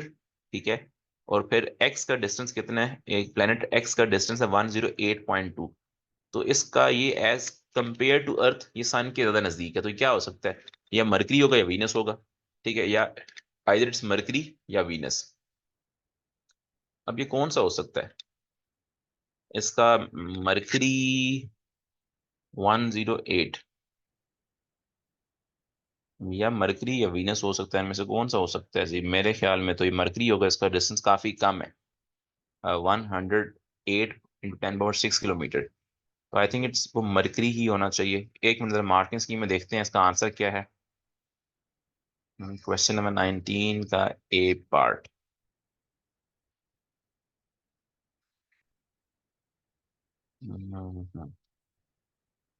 एक मिनट जो इसका मतलब आंसर देख लूं। नहीं इसका, यस जी मरकरी है जी, तो इट इज मरकरी। ठीक है, ये प्लान मरकरी है। आगे चलते हैं, describe the relationship shown in table 9.1 between the mass of a planet and the gravitational field strength at its surface. ये भी हम नोट्स में देख चुके हैं, gravitational field strength is proportional to mass of the object या mass of the planet. ठीक है, आगे चलते हैं। Next is explain why distance from sun in table 9.1 is an average value. Okay, उसने आपको इन प्लैनेट्स का जो डिस्टेंस फ्रॉम सन दिया है, क्या था, why it's an average value. उसकी वजह बच्चों ये है कि जब प्लैनेट्स ऑर्बिट करते हैं ना अराउंड सन, तो वो एक एलिप्टिकल पाथ फॉलो करते हैं। एलिप्टिकल पाथ जब फॉलो करते हैं तो हर पॉइंट पे उनका डिस्टेंस फ्रॉम सन डिफरेंट होता है, तो इसीलिए एवरेज वैल्यू आपको यहाँ पे इस टेबल में प्रोवाइड की गई है। तो इसके आंसर क्या होगा कि while planets orbit around sun they follow the an elliptical path, that's why average value of distance from sun is given in the table। D part देखते हैं, D part, show that average orbital speed of earth is approximately 30 kilometre पर second. आपने अर्थ की orbital speed calculate करनी है, data आपको दिया गया अर्थ के बारे में। उसने आपको अर्थ का सन से डिस्टेंस भी दे दिया 149.6 इंटू 10 पावर 6 किलोमीटर, और ऑर्बिटल पीरियड भी दे दिया 365.2 डेज। तो आपने सिंपली इस डिस्टेंस को 2 पाई को इस डिस्टेंस से मल्टीप्लाई करना है और डिवाइड कर देना 365.2 डेज के साथ, और डेज को आपने सेकंड में कन्वर्ट करना नहीं भूलना, तो आपको ऑर्बिटल स्पीड मिल जाएगी किलोमीटर पर सेकंड में। 20 क्वेश्चन 20 पे आते हैं। क्वेश्चन 20 में कहता है state what is represented in space physics by the symbol H not. H not का सिंबल यूज करते हैं हबल्स कांस्टेंट के लिए। फिर कहता है part 2, write down the equation that defines H not in terms of speed that a far galaxy is moving away from the earth and its distance from the earth। write down the equation that defines h naught। h naught की definition, अगर हम हबल्स law से h naught को subject बना के लिखें, h naught is equal to v over d। h naught is a ratio of recessional speed of a planet and its distance from the surface of earth। Second part देखिए, the numerical value of H naught is 2.2 10 power minus 18। State the unit of H naught. हमने देखा था कि its unit is per second. S power -1 is the unit of Hubble's constant. Third part, use this value of H naught to determine an estimate for the age of the universe. अभी हमने थोड़े previous एक दो questions पहले देखा था कि हबल्स constant का जो रेसिप्रोकल है that provides age of the universe. तो 1 डिवाइडेड बाय हबल्स कांस्टेंट की value 2.2 10 power minus 18 per second is equal to age of universe. तो आपको यूनिवर्स की एज मिल जाएगी सेकेंड्स में, आपने इसको ईयर्स में कन्वर्ट नहीं करना। तो simply 1 divided by Hubble's constant की value which is 2.2 10 power minus 18 per second is equal to age of universe in seconds आपको मिल जाएगी। ठीक है बच्चों, आगे चलते हैं जी। 21 पे आ जाओ। Question 21, the planet Venus orbits the sun at a constant speed of 3.5 10 power 4 meters per second. जो वीनस है उसकी ऑर्बिटल स्पीड दे दी है and takes a time TV to complete one orbit. Venus is always 1.1 10 power 11 meters from sun. Calculate TV. उसने आपको distance दे दी है वीनस का सन से, ये आर है। ऑर्बिटल स्पीड दे दी है 3.5 10 पावर 4 मीटर्स पर सेकेंड, और आपने जो ऑर्बिटल टाइम पीरियड वो कैलकुलेट करना है। तो स्पीड को लिखेंगे, अगेन ऑर्बिटल स्पीड का फॉर्मूला अप्लाई करेंगे। स्पीड लिखेंगे लेफ्ट साइड पे 3.5 into 10 raise to power 4 meter, 4 आ जाएगा लेफ्ट पे, is equal to right side पे 2 into pi into R. R क्या है 1.1 10 पावर 11 डिवाइडेड बाई टीवी। आपने टाइम पीरियड कैलकुलेट करना है, तो यहाँ से आपने बस सिंपली टाइम पीरियड को सब्जेक्ट बनाना है। बी पार्ट देखिए, explain why speed is scalar quantity. Speed की वो जो डायरेक्शन नहीं होती ना, speed is independent of direction। speed distance पे डिपेंड करती है, that's why speed is a scalar quantity। it is independent of direction, that's why speed is a scalar quantity। it does not have any it does not have any direction, so that's why speed is a scalar quantity। C part देखिए, velocity is a vector quantity। explain what happens to the velocity of Venus as it orbits the sun। अब जब Venus सन की orbit कर रहे हैं circular path में, तो हर point पे उसकी वेलोसिटी की डायरेक्शन चेंज होगी। सर्कुलर पाथ में अगर कोई ऑब्जेक्ट मूव कर रहा हो, तो आप पढ़ चुके हो डायनामिक्स के चैप्टर में कहीं पे कि while for an object moving on a circular path, her point पे उसकी वेलोसिटी की डायरेक्शन चेंज हो रही होती है। तो दैट्स वाई जब वीनस आपके पास सर्कुलर ऑर्बिट मूव कर रहा होगा, तो हर पॉइंट पे उसकी वेलोसिटी की डायरेक्शन चेंज हो रही होगी, और इस वेलोसिटी की डायरेक्शन के चेंज की वजह से आपके पास सेंट्रीपिटल एक्सेलरेशन होगा टुवर्ड्स सेंटर, और एक और सेंट्रीपिटल सेंट्रीपिटल एक्सेलरेशन के अलावा सेंटर की तरफ एक सेंट्रीपिटल फोर्स होगी जो कि वीनस को सर्कुलर पाथ में अराउंड द अर्थ ऑर्बिट करवा रही हो। ओके, सेकेंड पार्ट देखते हैं, there is a resultant force on Venus as it orbits the sun. Yes, Venus जो कि सन की सर्कुलर पाथ फॉलो कर रहे हैं, इस सर्कुलर पाथ के लिए एक resultant force towards the centre चाहिए। The force is perpendicular to the direction of motion of Venus. कहते हैं state why this force is needed. बच्चों देखो, सर्कुलर पाथ में किसी भी ऑब्जेक्ट को मूव करवाने के लिए सेंटर की तरफ एक फोर्स चाहिए होती है, जिसको सेंट्रिपल फोर्स कहा जाता है, पढ़ चुके हो डायनामिक्स में। ठीक है, अब जब तक ये फोर्स नहीं होगी, ठीक है, जब तक ये फोर्स नहीं होगी तब तक वो ऑर्बिट नहीं कर सकता। ठीक है, जब तक ये फोर्स नहीं होगी तब तक उसके लिए ऑर्बिट करना मुमकिन नहीं है। जब ये फोर्स होगी, तो ये फोर्स क्या करेगी, हर पॉइंट पे वेलोसिटी की डायरेक्शन को चेंज करेगी इन सच अ वे कि वीनस एक सर्कुलर पाथ फॉलो कर सके। ठीक है, तो कहता है why this force is needed. This force is needed so that to change the velocity of Venus at each point, so that it can move in a circular path around the sun। Third part पे आते हैं। Third part देखिए, third part में कहता है कि figure 9.1 shows the orbit of Venus। ये Venus orbit कर around sun. Draw an arrow to show the resultant force on the Venus. Venus जब सर्कुलर पाथ में सन की ऑर्बिट कर रहा है, तो वीनस पे सेंटर की तरफ एक फोर्स लग रही होगी जो कि उसको ऑर्बिट करवा रही होगी। तो अपने वीनस पे लगने वाली फोर्स कह रहा हो कहाँ ड्रॉ करना है, towards centre, towards sun. Fourth part देखिए, फोर्थ पार्ट में कहता है जी, state what causes the force acting on the Venus. वो जो सन की जो ग्रेविटी, अब इस तरह का सवाल हम पहले भी देख चुके हैं, सन की gravitational pull on each planet is is the force जिसकी वजह से हर प्लेनेट सन की ऑर्बिट कर रहा होता है। तो जो ग्रेविटेशनल पुल है, ग्रेविटेशनल अट्रैक्शन है of sun on Venus, that is the force जो कि ये जो जिसकी वजह से ये वीनस अर्थ सन की ऑर्बिट करेगा। तो कहता है what causes the force acting on the Venus. तो gravitational attraction is the force acting on the Venus towards the sun, which is responsible for the circular motion of Venus around the sun. D part पे आते हैं। D part में कहते हैं one planet in the solar system is closer to the sun than Venus. Venus से भी ज्यादा closest कौन सा प्लेनेट है?